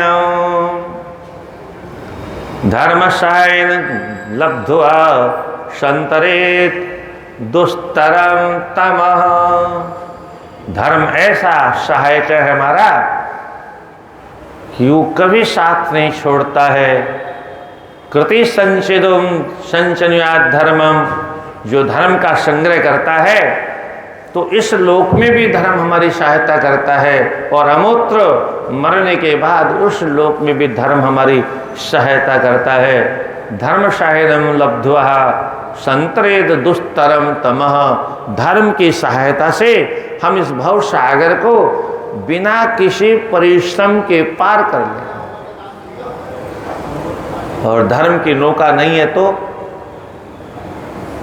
और धर्म की नौका इतनी सुदृढ़ है, इतनी विशाल है, इतनी बृहद है, इतनी ठोस नौका है, उसमें कोई छिद्र हो नहीं सकता, भवसागर का पानी उसमें प्रवेश कर नहीं सकता, और वैतरणी नदी में ये धर्म की नौका डूब नहीं सकती। भागवत में तो एक बहुत प्यारा श्लोक आता है, व्याख्या करने का समय नहीं है। सुखदेव जी कहते हैं हमारे पूर्वजों ने जिस जब तब पूजा पाठ साधना का मार्ग अपनाया और अपनी मुक्ति की एक नौका बनाई, एक नाव बनाई, उस नाव में बैठ कर के उस पार गए, पर नाव को वापस छोड़ दिया ताकि आने वाले लोग इस नाव का प्रयोग करके वो भी भवसागर पार हो जाए। नौका को साथ नहीं ले गए, जाओ तुम वापस जाओ। वो नौका आज भी यहाँ है और हम उसका श्रृंगार करके उस पर बैठने के अधिकारी बनेंगे तब हमको बैठाएगी। समन्धानाचरे नित्यम उत्तमेरुत्तमे सुधीः अधमान धमास्त्यक्त्वा आकुलमुत्कर्षतां नयेत। किसका संग करना चाहिए मनुष्य को? महापुरुषों का संग करना चाहिए, अधम लोगों का संग नहीं करना चाहिए। समीच समताम याति विशेषतश्च विशिष्यताम। सामान्य लोगों का संग करने से बुद्धि सामान्य बनती है, महापुरुषों के संग में बैठने से बुद्धि महान बनती है, और नीच लोगों के साथ बैठने से बुद्धि में नीचता की पराकाष्ठा प्रवेश कर जाती है। शराबी के पास बैठने से शराबी बन जाता है, जुआरी के पास बैठने से जुआरी बन जाता है, और एक माला फेरने वाले संत के साथ बैठने से उसके हाथ में एक दिन माला आ जाती है। सत्संगी के साथ बैठने से धीरे धीरे सत्संग में रुचि बढ़ जाती है। इसलिए संग हमेशा उत्तम पुरुषों का करना चाहिए, अधम पुरुषों का संग नहीं करना चाहिए, क्योंकि वो पतन की ओर ले जाने वाला है। और एक छोटा सा पुष्प होता है, पुष्पो भी सुमन संगात आरोति सताम शिरः। कितनी प्यारी बात, कितने अच्छे अच्छे उदाहरण है हमारे यहाँ। एक छोटा सा पुष्प है, वो भगवान के मस्तिष्क पर चढ़ाया जाता है, कीड़े को नहीं कोई चढ़ाता है क्या, पर कीड़ा उस फूल के अंदर बैठ गया। राधे राधे। कीड़ा उस फूल के अंदर बैठ गया तो भगवान के सर पर विराजमान हो गया। एक छोटा सा कीड़ा भी कीटोपि सुमन संगात आरोहति सताहम शिरः, भगवान की छाती पर जाके बैठ गया माला के साथ में। पुष्प का संग किया था। और ये अपनी अपनी भाग्य की बातें हैं। गुलाब का पुष्प होता है जो उच्च कोटि के भौरे होते हैं, वो दूर दूर से मीलों मीलों दूर से आकर के उसकी गंध ले लेते हैं, पर वहीं रहने वाला जो मेंढक होता है उस गुलाब के नीचे के कीड़ों को खोज खोज करके खाता रहता है। उसको गंध से कोई लेना देना नहीं, उसके भाग्य में गंध है ही नहीं, वो गंध का आनंद ले ही नहीं सकता।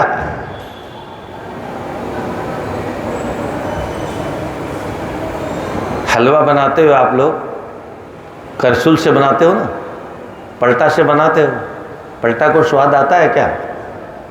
है वो तो बेचारा झूठे ही गर्म हो रहा है। स्वाद तो लेने वाले लेंगे उसका।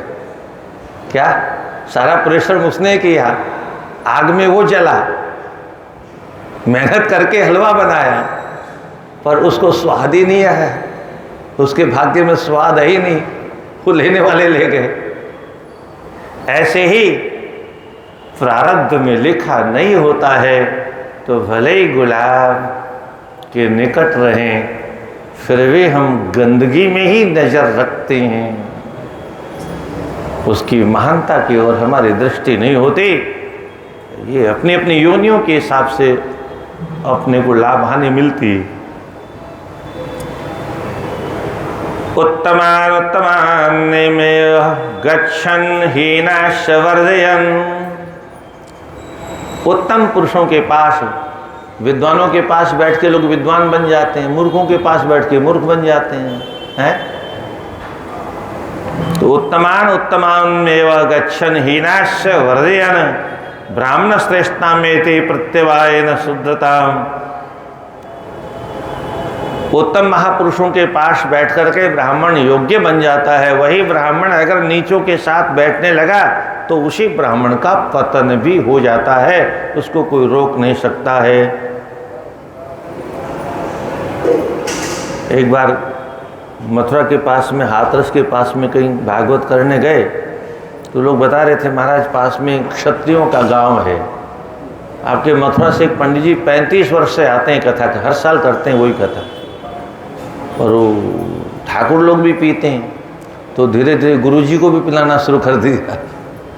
तो गुरुजी भी पीते हैं, वो भी पीते हैं, सब मिलके पीते भी हैं, कथा भी सुनते, कथा भी कराते।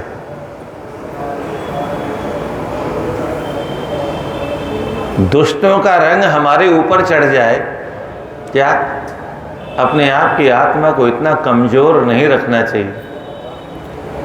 हमारा रंग किसी पर चढ़ जाए ये तो ठीक है, पर दुष्टों का रंग हमारे ऊपर चढ़ जाए। इसलिए सूरदास जी ने बहुत प्यारी बात कही, सूरदास की कारी कामरी चढ़तन दूजो रंग। अपने आप को श्याम रंग में मैंने ऐसा डुबो लिया है, अपने मन को, अपने तन को, अपने जीवन को, अपनी बुद्धि को, अपने इंद्रियों को ऐसा श्याम रंग में डुबो दिया है कि अब दुनिया का काम, क्रोध, लोभ, ईर्ष्या, द्वेष का कोई रंग चढ़ता ही नहीं। ऐसा अपने जीवन को बनाना चाहिए। विकार प्रूफ हमारा हृदय कैसा होना चाहिए, हमारा मन कैसा होना चाहिए, विकार प्रूफ। जहां विकारों का प्रवेश, नो एंट्री, दरवाजे पर बोर्ड लगा। अरे काकुशुंड जी जहां तपस्या करते थे, नील पर्वत पर योजन दूर तक किसी विकार का प्रवेश नहीं था।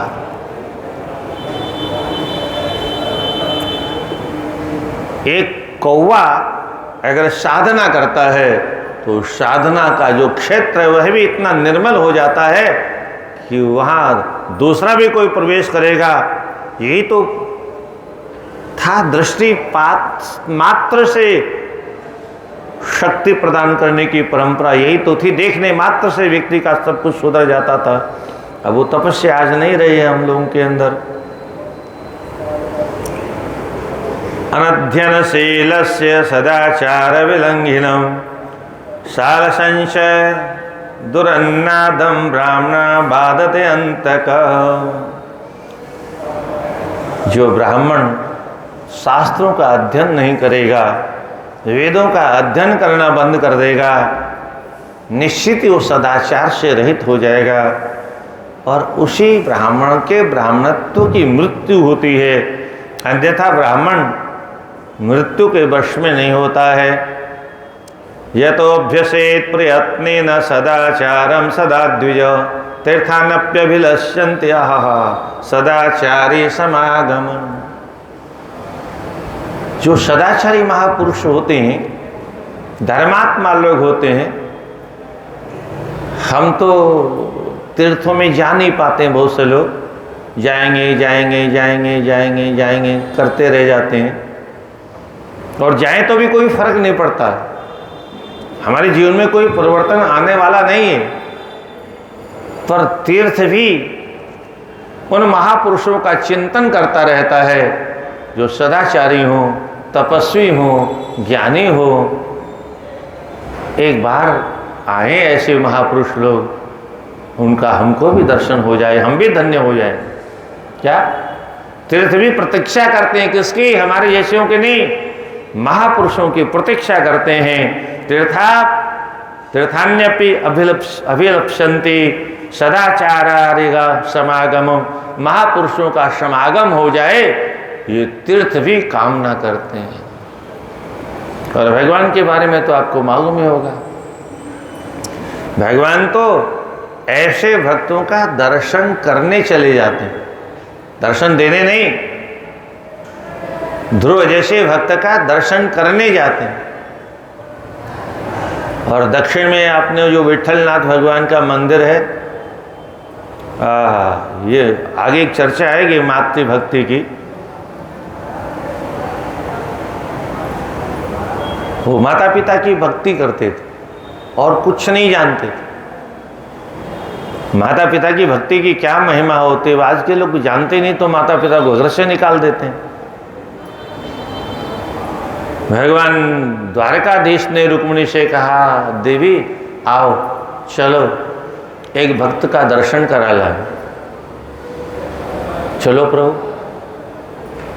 अब चले गए तो माता पिता की सेवा में लगा हुआ था। बाहर से आवाज दी, पुंडलिक। आवाज से पहचान गया हो, भगवान आप? हाँ प्रभु, थोड़ी देरी लगेगी।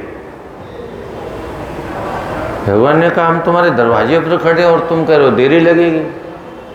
बोले, भगवान क्षमा करिए, थोड़ा माता पिता की सेवा का कार्य बाकी है और सारा कार्य संपन्न करने के बाद मैं आपका दर्शन करता हूँ। कुछ देर बाद में याद आया, मैंने तो आसन भी नहीं दिया है।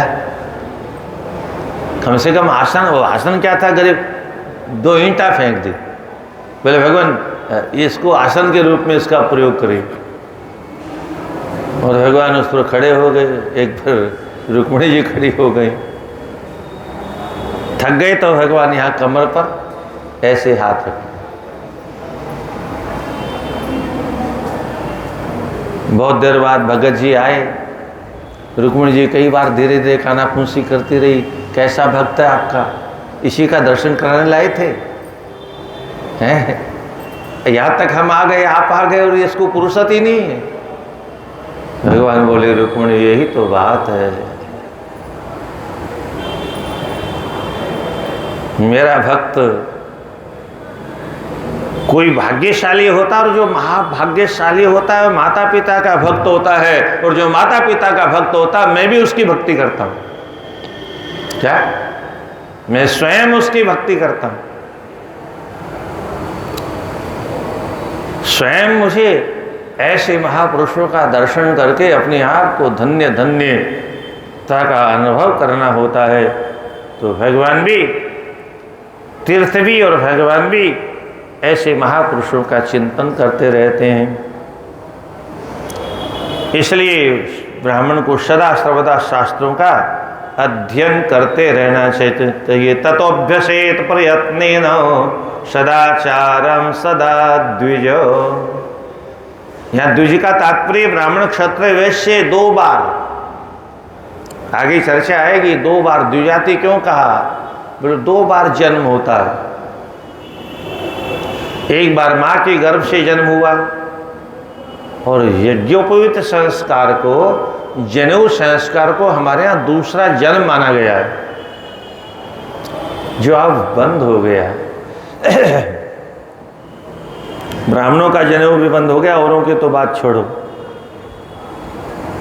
किसी को भी किसी संत महात्मा को चिंता नहीं कि हमारा धर्म कहाँ जा रहा है, कोई मार्गदर्शन करने वाला नहीं। खाली मीठी मीठी कथा कहो, क्योंकि थोड़ी कड़वी होगी तो जजमान नाराज हो जाएंगे, हैं?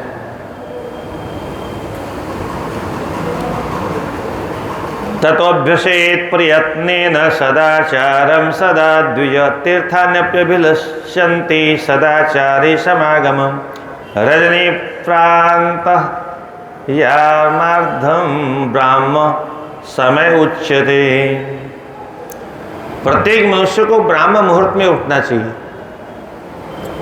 3-4 बजे के बीच का जो समय है उसमें उठना चाहिए और स्वहितं चिंतयेत प्राज्ञः तस्मिन् चोत्थाय सर्वदा।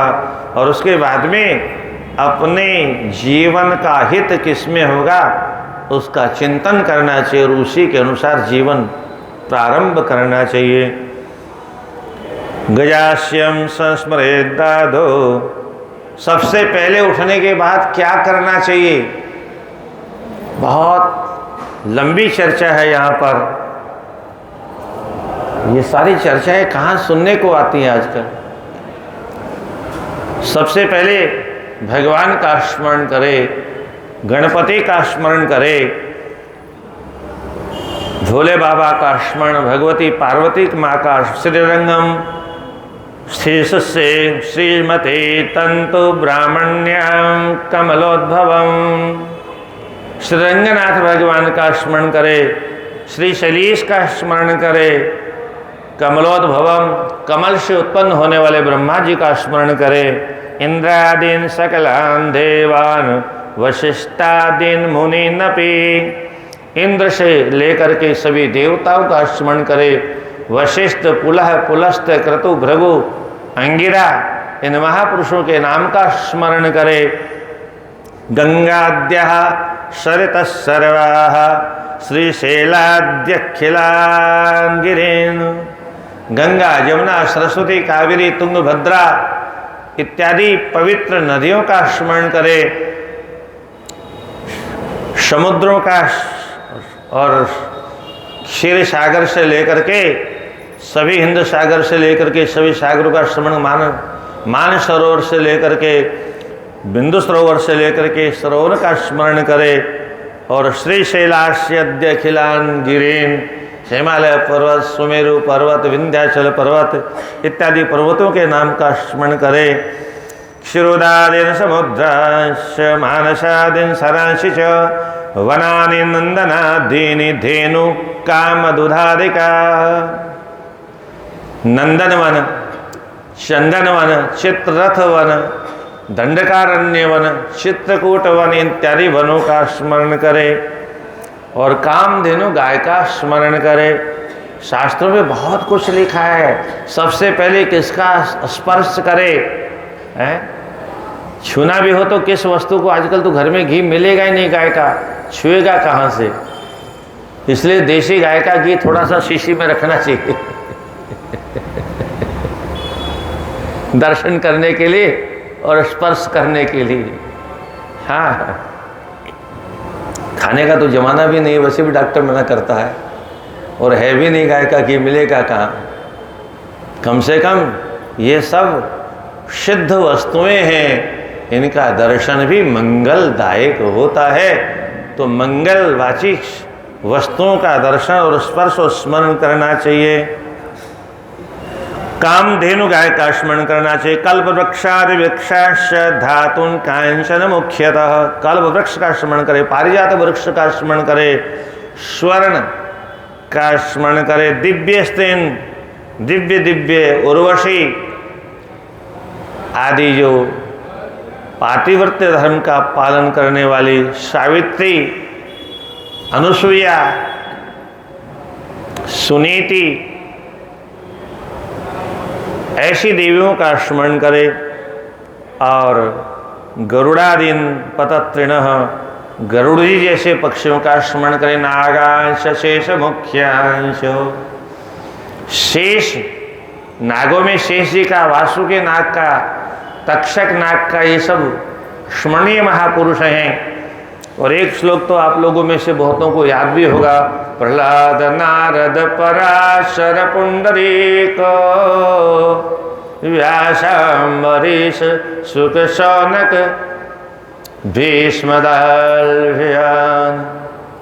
ये श्लोक तो अक्षर लोग बोलते हैं, आप लोग क्यों नहीं याद है पता नहीं। रुक्मांग गदार्जुन वशिष्ठ विभीषणादिन पुण्यान इमान परम भागवतां स्मरामि। और गजब की बात ये देखिए आप, सबसे पहले नाम किसका आया? प्रहलाद, राक्षस कुल में पैदा हुआ था, और अंतिम में भी विभीषण आदि ने गजब कर दिया। प्रारंभ में राक्षस कुल में पैदा होने वाले प्रहलाद का नाम है और अंतिम में राक्षस कुल में पैदा होने वाले विभीषण का नाम है और बीच में बड़े बड़े ऋषियों का नाम है। ऐसा क्यों किया? राक्षस कुल में होने के बाद में भी इतनी ऊंचाई को पहुंच गए, क्या जहां अनुकूलता हो है? अनुकूलता में अरे उस नाविक की धैर्य परीक्षा क्या जो जल धारा प्रतिकूलन हो।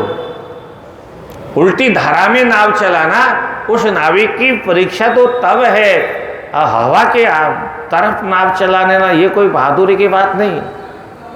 उल्टी धारा को पार करना हो अथवा बाढ़ आई हो और उस समय नाविक की धैर्य की परीक्षा होती है, पार कैसे करेगा। ऐसे ही संकट की घड़ियों में रह रहा हो, चारों तरफ संकट ही संकट हो और विकट से विकट भयंकर से भयंकर संकट हो, उन संकटों के बीच में भी मन को एकाग्र रख करके अपने परमात्मा की चिंतन के अलावा और मन को कहीं न जाने देना, ये और ऊपर से मार पड़ रही हो है, मुग्धरों की मार, राक्षसों की मार, तो कभी समुद्र में गिरा रहे हैं, तो कभी बर्फ के पहाड़ों के नीचे दबाया जा रहा है, तो कभी जहर खिलाया जा रहा है, तो कोई हाथियों के बीच में दबाया जा रहा है, तो कभी सांपों से कटवाया जा रहा है, तो कभी आग में जलाया जा रहा है। और एक बार तो तहखाने में बंद कर दिया। बोले ऐसे तो नहीं मरेगा, पर जब खाना पीना बंद हो जाएगा तो मर ही जाएगा ना। तहखाने में बंद कर लिया पदार्थ को और कंस की तरह से दुनिया भर के ताले लगा के चाबियां अपनी जेब में रख ली, पहरेदार बाहर खड़े कर दिए, खबरदार, सावधान, होशियार। तो यहां मारा। शाम को जब लक्ष्मी जी स्वर्ण का थाल लेके भगवान के पास पहुंची, जय जय सरकार, भगवान ने कहा सबका भोजन हो गया? बोले हाँ प्रभु हो गया। बोले नहीं हुआ, कौन रह गया प्रभु? बोले मेरा भक्त प्रहलाद रह गया है। और तुम तो माँ हो, तुम्हारी जिम्मेदारी तो ज्यादा है, कैसे भूल गए? और जब प्रहलाद का स्मरण आया, भगवती ने कहा प्रभु गलती हो गई, उठाओ था।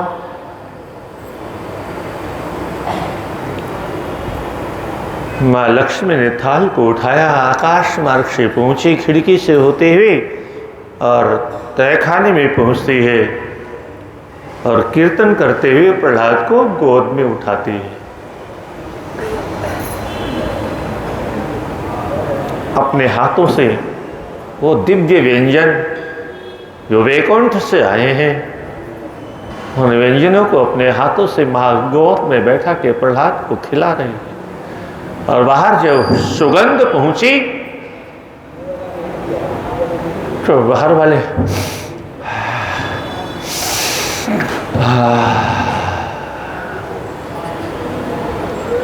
खीर का जब सबड़का लगाया तो बाहर वालों ने कहा लगता खीर पी रहा है। एक ने कहा चलो महाराज को सूचना दें। बोले पागल हो गया, दिमाग खराब है, सबसे पहले तुम्हारी गर्दन नपेगी। बोले हमारी क्यों नपेगी? बोले तुम दरवाजे पर कर क्या रहे? खाने का सामान भीतर पहुंचा तो कैसे पहुंचा?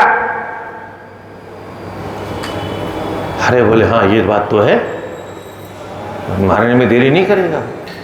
बोले तो चुपचाप खड़े रहो, हमसे क्या मतलब, चाबी उसकी जेब में, ताला अपने हाथ से लगा के गए, जो हो रहा सो होने दो। और इस बालक का प्रताप तो तुमने सबने देखा ही कितना प्रतापी है, होने दो चुपचाप। महीने भर बाद हिरण्यकश्यप आया, सोचा अब तो मर ही गया होगा। दरवाजा खोला, भीतर की जो सुगंध आई,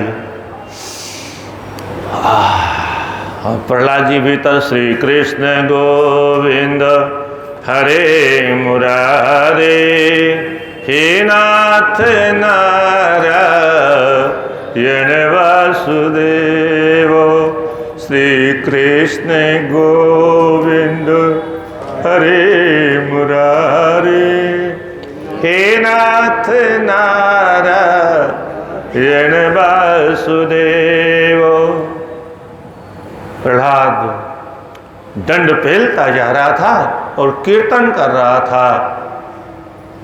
आंखें फटी फटी रह गई 1 महीने बाद में, और ये दंड पेला और कीर्तन कर रहा, और यहां तो दिव्य सुगंध आ रही है। सेवकों को बुलाया, हे पहरेदारों, ये भीतर भोजन कहां से आया? बोले महाराज ताला आपने लगाया था, चाबी आपके पास में थी। बोले हाँ वो तो थी। बोले महाराज हमारी ड्यूटी हम कर रहे हैं, हमको नहीं मालूम कहां से आया। और ये तो जानते हो आप, ये कितना मायावी है आपका बेटा, ये तो आप जानते हो। आप अपने आप को बहुत बड़ा मायावी मानते हैं, पर आपकी माया आपके बेटे के सामने साफ फैल हो गई। तो उसने प्रहलाद से पूछा, प्रहलाद? बोले हाँ पिताजी। ये भोजन कहां से आता था?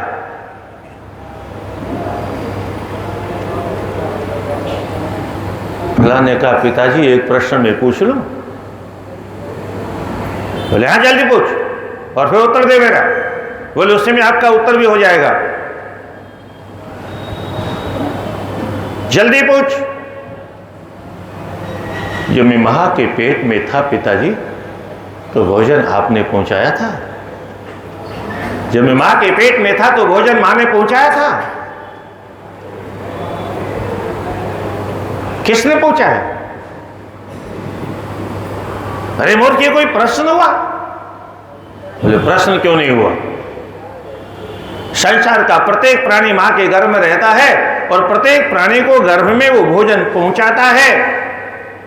जो परमात्मा गर्भस्थ शिशु का ध्यान रखता है, जहां छोटी सी जगह है, जहां जाने आने की कोई व्यवस्था नहीं है, हवा पहुंचने की जहां खिड़की नहीं है, वहां वो परमात्मा रक्षा करता है। ये आपका तहखाना तो बहुत बड़ा है, यहां भोजन कैसे नहीं मिलेगा? पर शर्त एक ही है, परमात्मा से जुड़ना पड़ेगा, तारतम्य वहां से जोड़ना पड़ेगा। और वो तारतम्य केवल भक्ति का सूत्र है। भक्ति की सूत्र से अगर परमात्मा के साथ में हमने परमात्मा को बांध दिया, तो परमात्मा वैकुंठ छोड़ के हमारे पास में आना ही पड़ेगा। बहुत प्यारा श्लोक है पद्म पुराण का।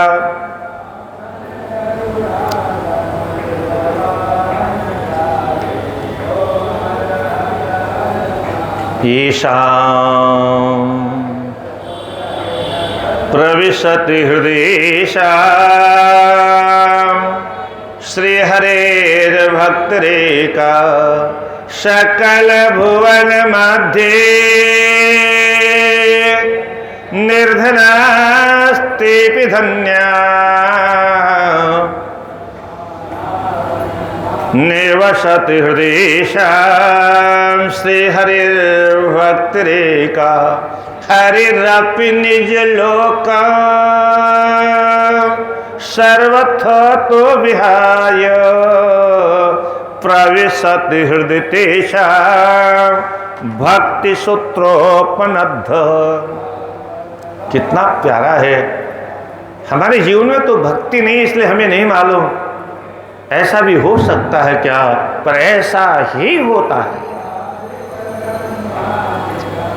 व्यास जी लिखते हैं, सकल भुवन मध्य निर्धनास्तेऽपि धन्यः। सारे संसार में भले ही धन नहीं हो, भले रूप रंग नहीं हो, भले बल नहीं हो, सब प्रकार से निर्धन हो, पर वही सबसे बड़ा भाग्यशाली है, वही सबसे बड़ा धन्य है, धन्यवाद का पात्र है। बोले कौन? बोल निवसति हृदयेशा श्री हरेर भक्तिरेका। जिसके हृदय में भगवान की भक्ति रहती है, जिसके हृदय में भगवान की भक्ति रहती है, वह सबसे बड़ा भाग्यशाली है। भले धन नहीं, कोई फर्क नहीं पड़ता है। बोले उस भक्ति से क्या फायदा है? बोले आगे सुनो, भक्ति से फायदा क्या है। बोले हरिरपि निज लोक सर्वथा तो विहायो। बोले भगवान उस भक्त को देख करके अपने लोक को छोड़ देते हैं, अपना वैकुंठ धाम भूल जाते हैं। पर आगे का वाक्य बहुत गजब का है। कौन मजबूर करता है उनको वैकुंठ छोड़ने के लिए? बोले इस धरती पर बैठा हुआ भक्त जब अपनी भक्ति की डोरी को फेंकता है और वो वैकुंठ में पहुंच जाती है, और वैकुंठ में बैठे हुए भगवान नारायण के चरणों को कस के बांध लेती है, और बांधने के बाद में परमात्मा को वहां से खींच लेती है। और तब प्रविशति हृदयेशा भक्ति सूत्रोपनद्ध। भक्ति रूपी सूत्र में बंधे हुए परमात्मा खींच करके उसके हृदय में आकर के, क्या बात। ऐसी भक्ति हमारे जीवन में कब आए? भगवान से प्रार्थना करो। कहां से भोजन आया प्रहलाद? बोले आपने उत्तर दिया नहीं, गर्भ में आपने भोजन पहुंचाया क्या? बोले नहीं पहुंचाया। तो बोले पिताजी जिसने 9 महीने तक गर्भ में भोजन पहुंचाया, उसी परमात्मा ने यहां पर भी भोजन पहुंचाया। जो गर्भ में पहुंचा सकता है, हमको तो विश्वास नहीं परमात्मा पर। और भगवान ने तो हमको जन्म देने से पहले ही इतना अभ्यास करा दिया कि तुम परमात्मा का विश्वास करो। क्योंकि जब 9 महीने तुम्हारे गर्भ में तुम्हारी भरण पोषण की जिम्मेदारी ले सकता हूं, जहां पर लक्कड़, पत्थर, लड्डू, पेड़े, बर्फी सब हजम। क्या 2.5 सेर सुबह और 2.5 सेर शाम को सब आग में जल करके भस्म हो जाता है, कूड़ेदानी में चला जाता है। एक छोटी सी पानी की 1000वें हिस्से की एक बूंद का भी करोड़वां अंश उसी आग में झुलसता नहीं है, उसी आग में सड़ता गलता नहीं है, उसी आग में औकात नहीं कि उसको भस्म करके और गंदगी के साथ उसको बाहर कर दे। ये क्या कोई वैज्ञानिक रक्षा करता है क्या? कोई डॉक्टर करता है रक्षा? मां रक्षा करती।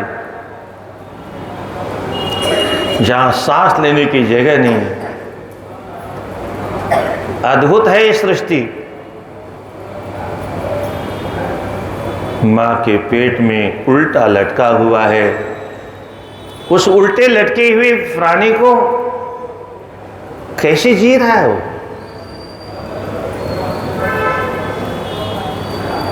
भगवान ने 9 महीने तक कष्ट क्यों दिया पेट में?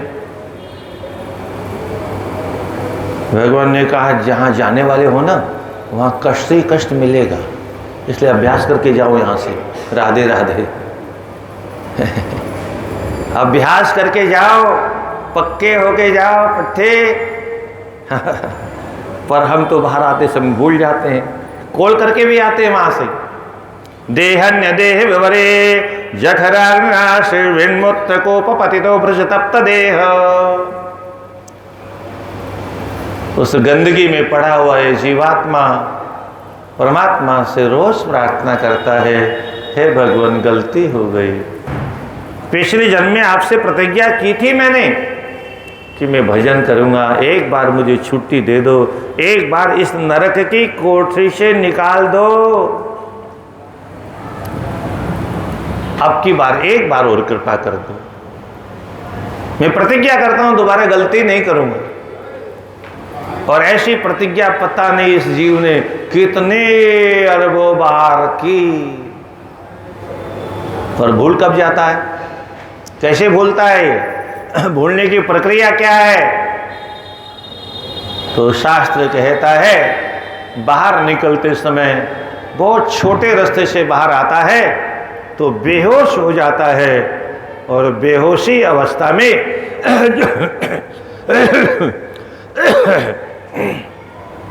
जो पेट में प्रतिज्ञा की थी वो भूल जाता है। और भीतर जिस परमात्मा का दर्शन कर रहा था, केवल परीक्षित नहीं, हमने सबने उस परमात्मा का दर्शन किया है जिस परमात्मा ने गर्भ में हमारी रक्षा की थी। आप छोटे से बच्चे को ध्यान से देखना, वो और कुछ भी नहीं देखता है,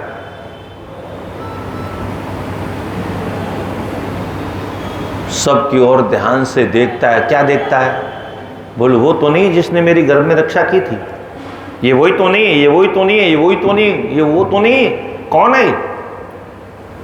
उसकी खोज कर रहा होता है। वो छोटा सा बालक अपनी छोटी छोटी आंखों से उसकी खोज चलती रहती, वो कहाँ है, वो कहाँ, वो कहाँ, वो कहाँ है जिसने 9 महीने तक गर्भ में मेरी रक्षा की। पर हम क्या करते हैं, धीरे धीरे उसको बुलाने के लिए बोल मम्मी मम्मी, बोल पापा पापा, और धीरे धीरे उसको खोपड़ी को खराब कर देते हैं और फिर वो भूल जाता है। फिर मम्मी पापा भाई बहन इसी में डूब जाता है।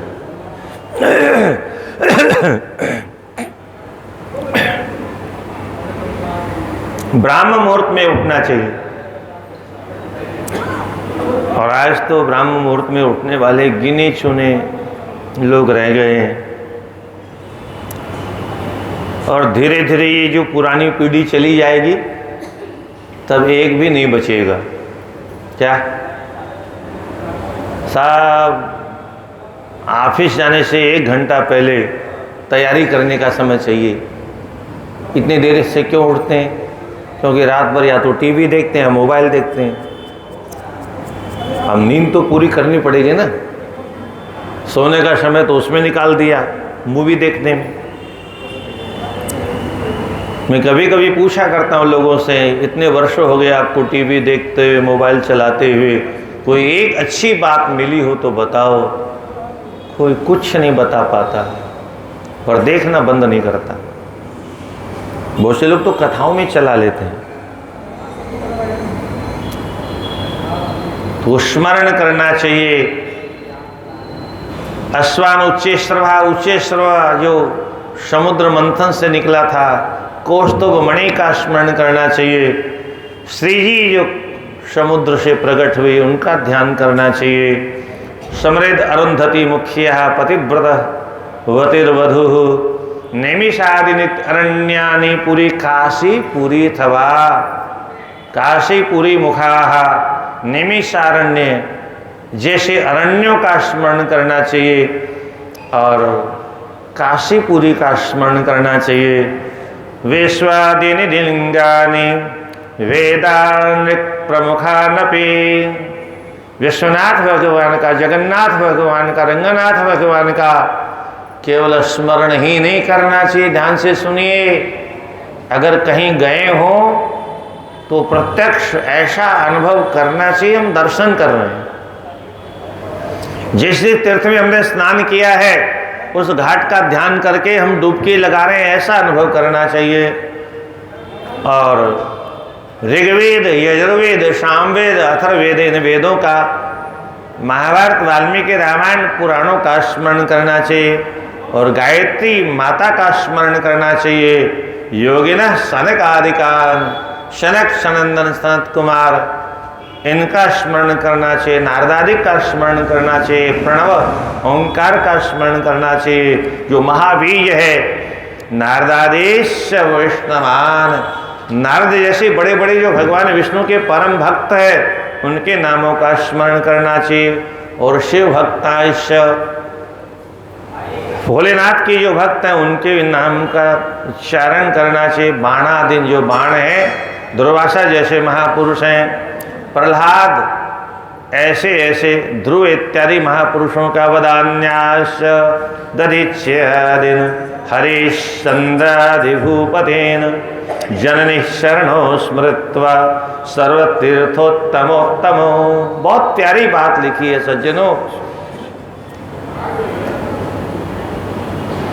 जो वंदन करने योग्य है महर्षि दधीची और हरिश्चंद्र जैसे धर्म के नाम पर, सत्य की रक्षा करने के नाम पर अपने आप को बेच देने वाला, अरे आज कहाँ समस्या है हमारे सामने।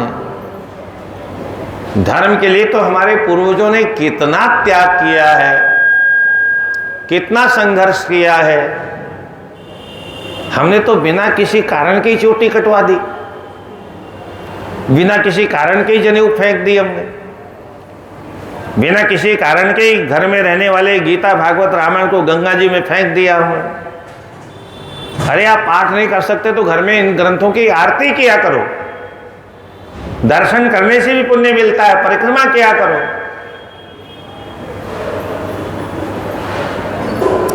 आगे की बात ध्यान से सुनिए। जननी चरणों स्मृत्वा सर्वतीर्थोत्तम तीर्थोत्तमोत्तमो। माता श्री का स्मरण करना चाहिए, उनके चरणों का ध्यान करना चाहिए, जो सभी तीर्थों में उत्तम से उत्तम है। कोई तीर्थ उनके बराबर हो ही नहीं सकता, क्योंकि उनकी कृपा नहीं होती तो हम गर्भ में नष्ट हो जाते। जैसे आजकल के लोग नालियों में बच्चों को फेंकते रहते हैं, जन्म ही कहां होता।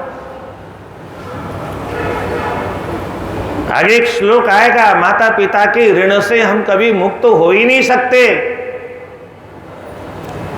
लोक में तो आप लोग भी कहते थे, यहां लिखा हुआ है शास्त्रों में, तो जननी चरणों स्मृत्वा सर्वतीर्थोत्तमोत्तमो।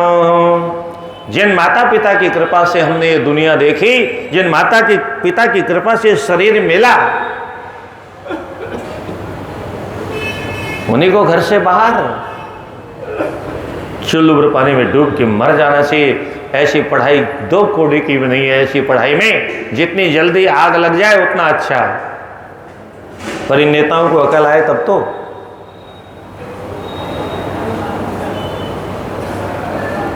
पितृश्च गुरुश्चापि हृदयात्वा प्रसन्नधेहि। पितरों का स्मरण करना चाहिए, अपने पूर्वजों का स्मरण करना चाहिए, गुरुजनों का स्मरण करना चाहिए, प्रसन्नता पूर्वक ततश्च आवश्यकम कृतु। इसके बाद में तब कुछ काम करना प्रारंभ करना चाहिए। नहाना धोना बात की बात है, उठना बात की बात है। इतना स्मरण तो बिस्तर में बैठे बैठे कर लेना चाहिए। और उसके बाद ग्रामात् धनुस्ततं गच्छेत्। अब ये पुराने ज़माने की बात थी, अब तो कहीं जाना नहीं, घर से बाहर भी निकलना पाप है, कमरे से बाहर भी निकलना पाप है, तो कमरे में सब कुछ होना चाहिए। सारी गंदगी उसी में घूम फिर करके फिर कहते हो महाराज पछता नहीं है, महाराज बीमार बहुत रहते। अरे बीमार नहीं रहोगे तो और क्या रहोगे।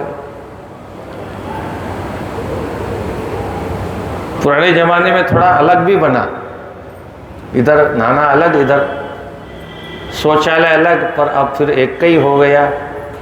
इधर नहाते रहो, इधर गंदगी चिपकती रहे। कोई नहाने का मतलब नहीं हुआ, कोई नहाने का अर्थ सिद्ध नहीं हुआ। पर पढ़े लिखे लोग ज़्यादा है ना, इसलिए शुद्धता का, पवित्रता को जानते नहीं। ज़्यादा बीमारियां तभी बढ़ी है, खान पान तो अशुद्ध हो ही गया है। ये कमरे के भीतर जो गंदगी हमने ठूंस ली।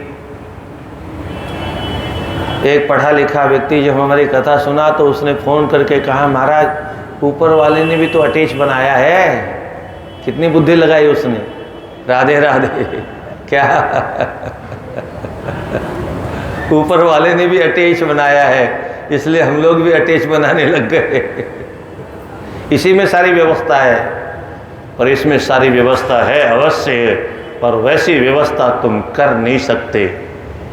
क्या ऐसी व्यवस्था आज का कोई व्यक्ति कोई इंजीनियर कर नहीं सकता जैसा उसने यहाँ पर कर रखा है। सारी मशीनें हैं, मांस की बनी हुई मशीनें हैं, हड्डियों की बनी हुई कितने मशीनें जो शरीर का संचालन करती है।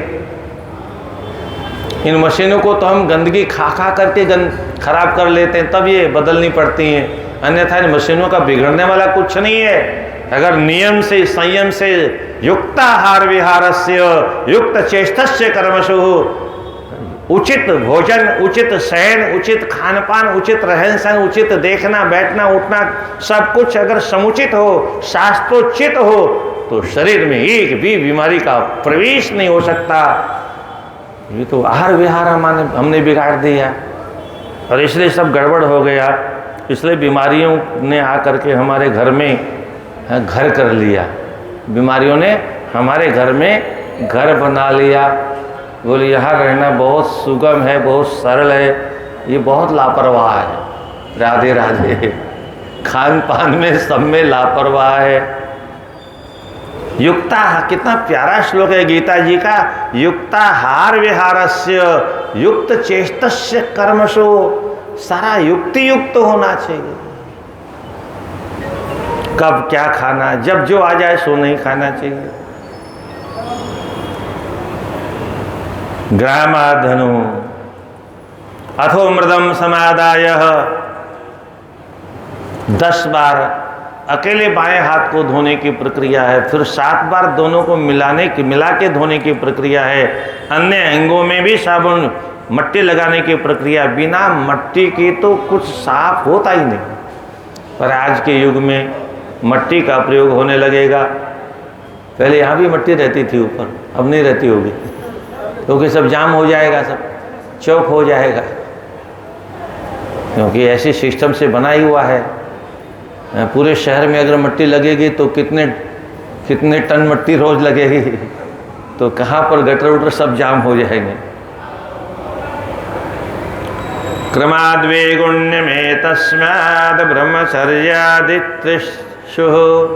दिवाद्विहित शोचस्य रात्रावर्ध समाचरेत। ये बड़ा अद्भुत है शोचाचार का प्रसंग।